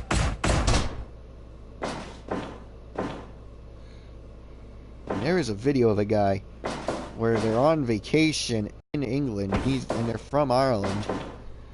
Hold on! Starbreaker! Ospreay hooking the leg. 2.9. 2.9 off the Stormbreaker. McGregor going for uppercuts, holding. Hold on! Roundhouse kick! And that was a very hard roundhouse kick, ladies and gentlemen. Oh, it's Conor! Counter! Ospreay can't even capitalize on it! McGregor, the first to his feet. Oh, believe me, Ospreay, if he could have, would have went for the pin. This may be it. No, too close to the ropes. Too close to the ropes.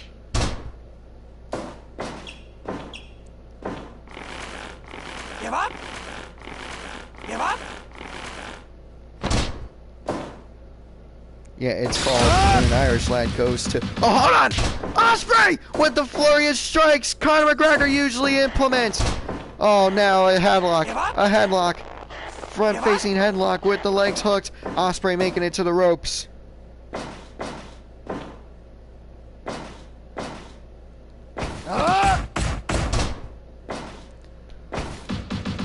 Oh, there they are, there they are, there they are!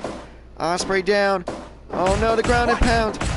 Referee Blaze Greenfield starting the 5 count because this is not technically legal. McGregor now. Point of the elbows. Then Ospreay has no choice but... Ospreay's knocked out. Referee Blaze Greenfield has no choice but to call the match. Conor McGregor retains his IWGP United States Championship. The Irishman wins here in this matchup. Ireland gets 1 point up in the long-standing feud between the two countries, thanks to the notorious one, Conor McGregor. And up next,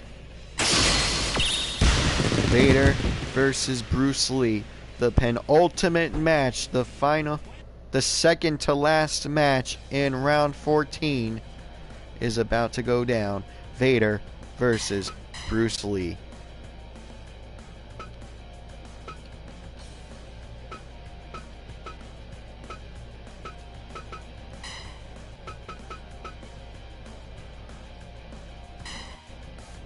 Bruce Lee coming out off of 2 straight wins here in the tournament, thanks to the MMA fights versus Conor McGregor and Suzuki the past 2 days here in the tournament. But now back in the ring to go one-on-one with Vader, the world's champion. Vader said he was going to take off his mask here for this match against Bruce Lee, and now we go to the ring for introductions.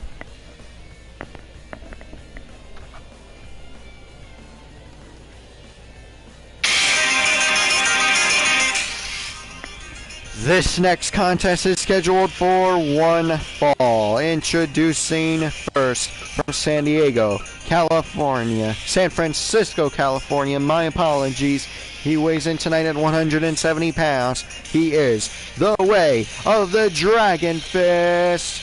He is considered to be the greatest martial artist of all time. He is Bruce Lee.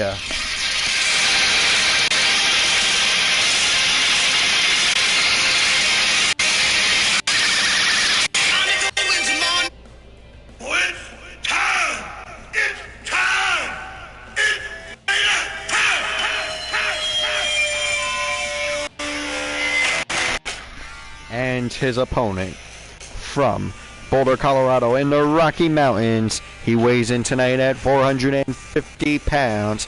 He is the FRW World's Champion. He is Big Van Vader. And you gotta wonder, with Vader keeping his mask off here for this matchup, what is his strategy here? That just opens him up to so many attacks that Bruce Lee could implement on the face and what else and elsewhere. That could result in a broken nose, the way Bruce Lee likes to hit his strikes.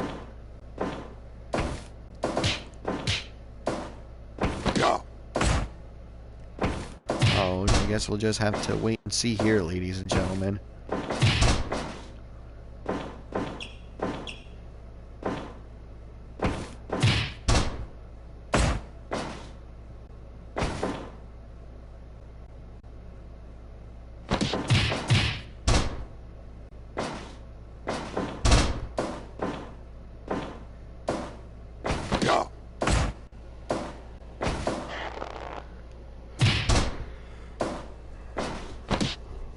Jeez, I just realized our main event is Suzuki. I just remembered, I should say, Suzuki versus JT Dunn. Suzuki's coming off a loss against Bruce Lee. I do not like JT Dunn's chances at retaining his championship here tonight, because you know Suzuki coming off of the loss yesterday to Bruce Lee. And I remember correctly, if I can go back to round 12. Okay, he beat Leo Rush, but still, he lost to Bruce Lee yesterday in a match that theoretically should have been his. I mean, that's where the only way to win is by knockout or submission. All Suzuki had to do was palm strike and slap and punch and kick. Just be relentless and as sadistic as you possibly can on Bruce Lee the whole way through. You would have eventually won. Like, just do not let up on the attacks. That's all Suzuki had to do. And I think he realized that after he did lose. So now tonight, he's going to try everything he can to make up for it and to become the next IWGP Intercontinental Champion.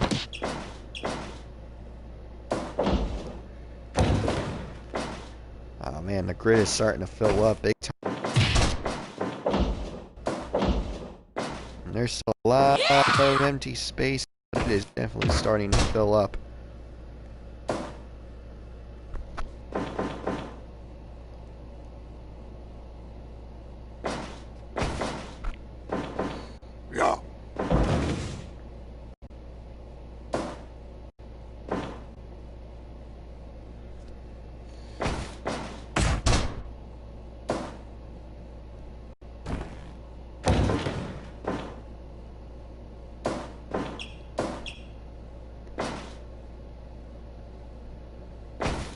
Okay, yeah, Kevin Owens won the M2 Fall Open to get here. I'm just looking at the past tournaments. And then I believe Shawn Michaels won the Fall Climax. Okay. Just looking at past tournaments here in the app just to go over them. Just a little bit of nostalgia. I know I should be focusing on this match here. My apologies to both the competitors and the fans for doing that. Alright, back to focus. I'm focused now. Give up. Vader now with the Boston Crab onto Bruce Lee. Bruce Lee breaking out of it. So I believe it was also a rope break. He reached the ropes and broke out of it. At least that's what it looks like from my angle. Backbreaker! Side backbreaker! Give up. By Bruce Lee. He was able to pick up Vader there. Vader now with a front face lock to Bruce Lee and takes him down hard with the elbow.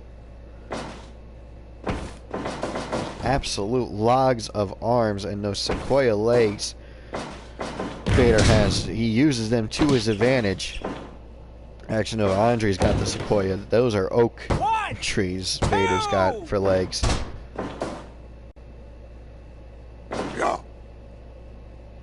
Still very big and tall, don't get me wrong, but you know, if you want to compare the two, Andre and Vader. Andre's got the Sequoia. Vader's got the oak, ladies and gentlemen. Maybe to fit the theme of the fact that he's from Boulder, Colorado. Both his arms and legs. Jumping into kick to finish off that flurry of kicks by Bruce Lee. Another jumping into kick, taking down Vader. Going for the legs. Just very smart. Take out the leg power. Take out literally pretty much everything else of Vader's arsenal. Although Vader hooking leg and the head with all of his weight on Lee. Only a 2 count. Only a 2 count there, says referee Blaze Greenfield, officiating his final match here of this tournament. 1, 2. 2 count only. A 2 count only, ladies and gentlemen. Shot for shot. Lee hitting super kick! And bowing in respect to Vader instead of going for the pin. Oh, hold on. Vader with the powerbomb does not bridge it, though, ladies and gentlemen. Vader does not bridge it there. Does not bridge the pin, putting all of his weight. He doesn't even go for the pin off of that powerbomb. Now he's going for the pin, hooking the leg and the head. Two. Only a 2 count. Bruce Lee kicking out again. Bruce Lee kicking out again.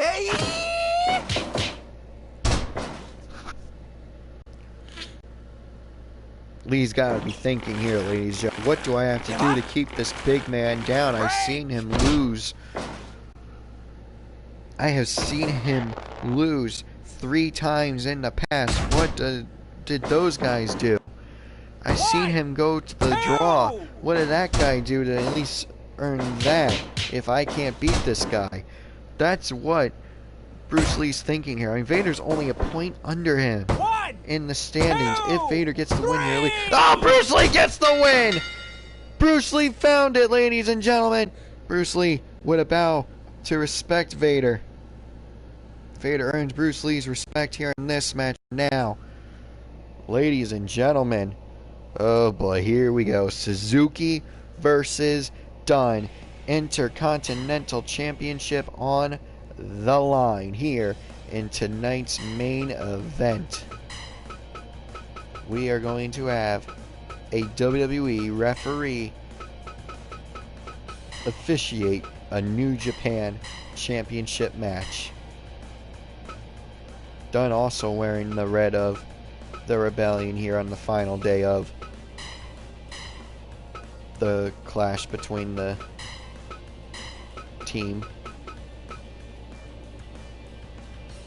And yeah, we gotta go to the ring for introductions.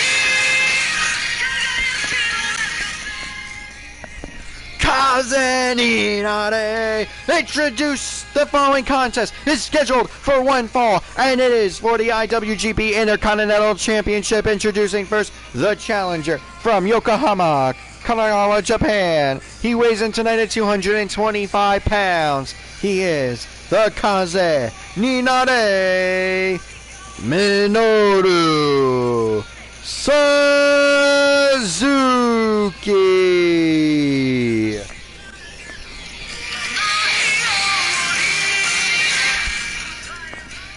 What the ring announcer failed to mention is that Suzuki is also the FRW Morte Division champion, and now we bring out his opponent, the champion. Ring announcer, be ready. Be ready to run, because I think Suzuki's going to go right after him.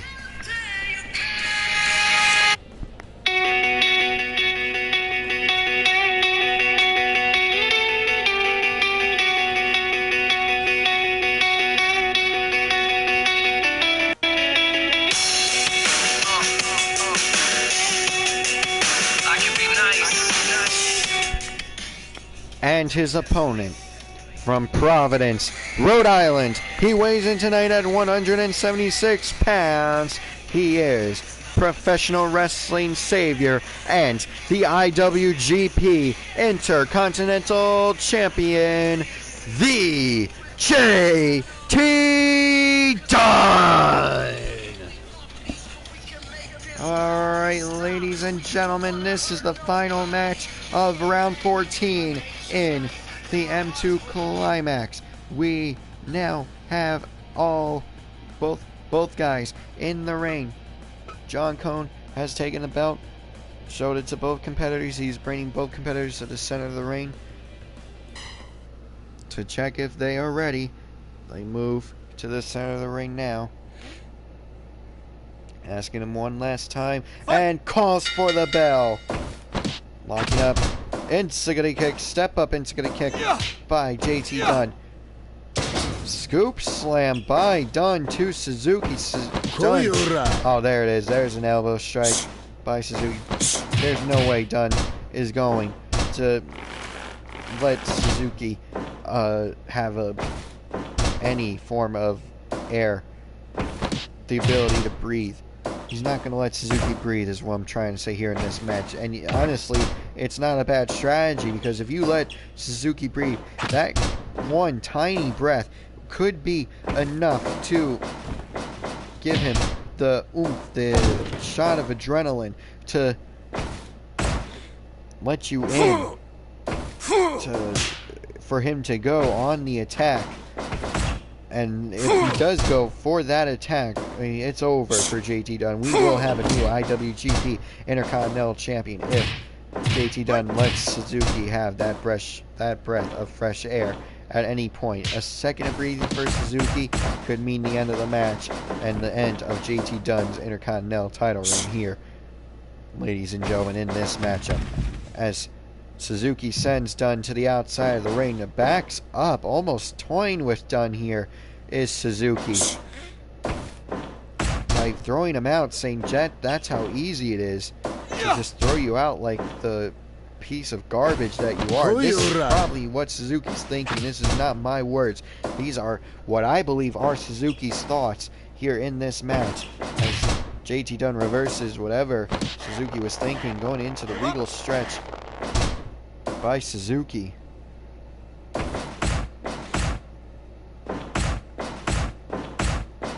Going shot for shot with elbow strikes.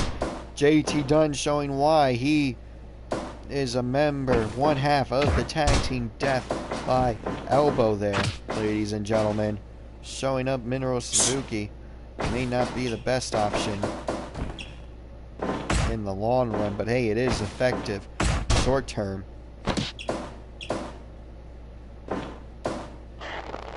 Dunn now with a submission hold on to Suzuki. Referee John Cone asking Suzuki if he wants to give up. Suzuki just breaks out of it, not even uttering a word of give up. And Dunn missing with Death by Elbow. Believe me, I was ready for it, ladies and gentlemen.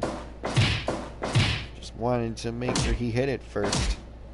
I will never be able to time it with JT Dunn, ladies and gentlemen, as much as I want to. There's no way I can time it properly, because he just hits it so damn quick, ladies and gentlemen. It's damn near impossible. Dunn now with a suplex. I would have believed he would have went for, gee, I don't even know what, the elevated pile driver.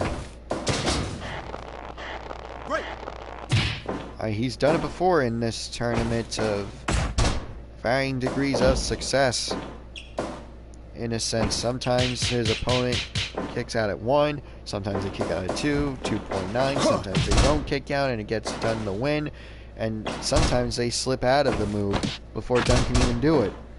Can even get them up. They just stop the suplex attempt from even happening.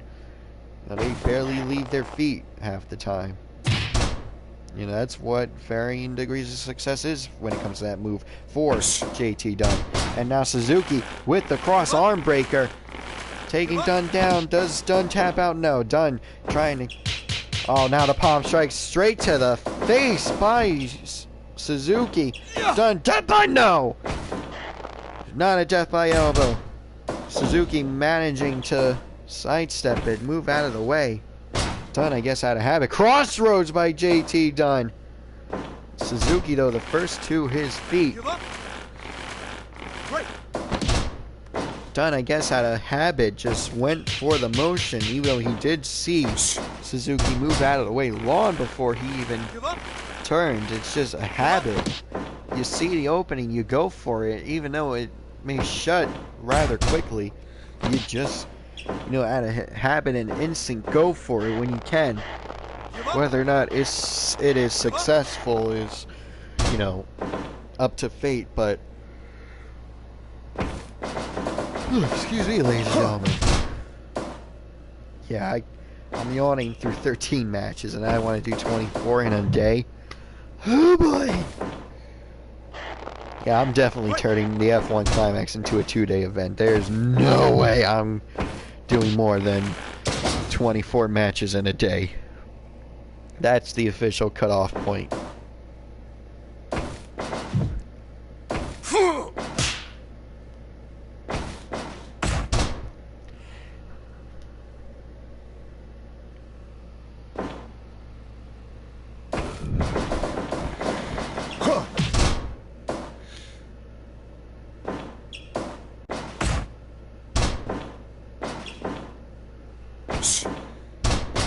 Now, Suzuki with a cross arm breaker. JT Dunn crawling as fast as he possibly can to the ropes, but he's found out that he had to break out of it.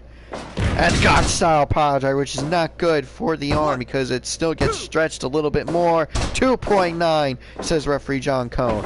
And then showing just how close it was to Suzuki, who probably didn't even realize it because now he's going shot for shot. Death by elbow! Suzuki up there with a drop kick! Suzuki got right back up with the drop kick. Double arm. Belly to belly suplex. Hooking the arms on and drop toe hold by Suzuki there. Running drop kick, baseball slide. Drop kick to JT Dunn's head. Grounded JT Dunn's head, obviously, since it was a baseball slide.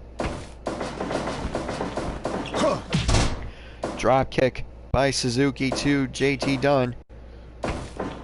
Suzuki with the headbutt to Dunn there.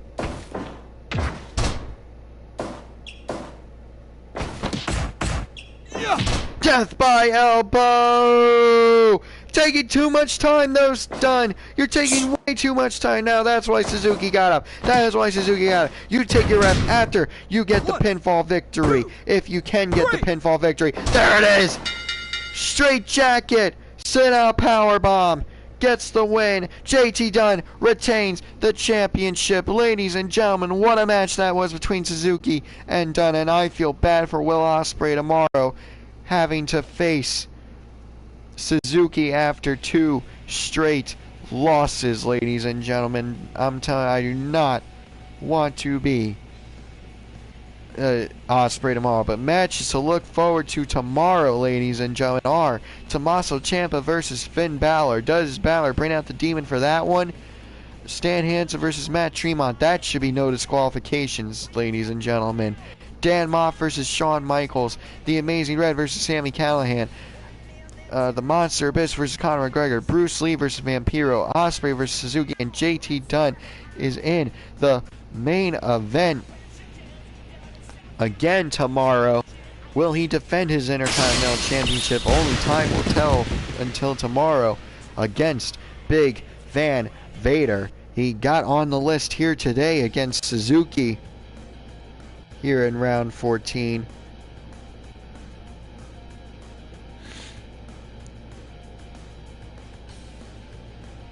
Will he do it again against Vader tomorrow? That's what I want to know.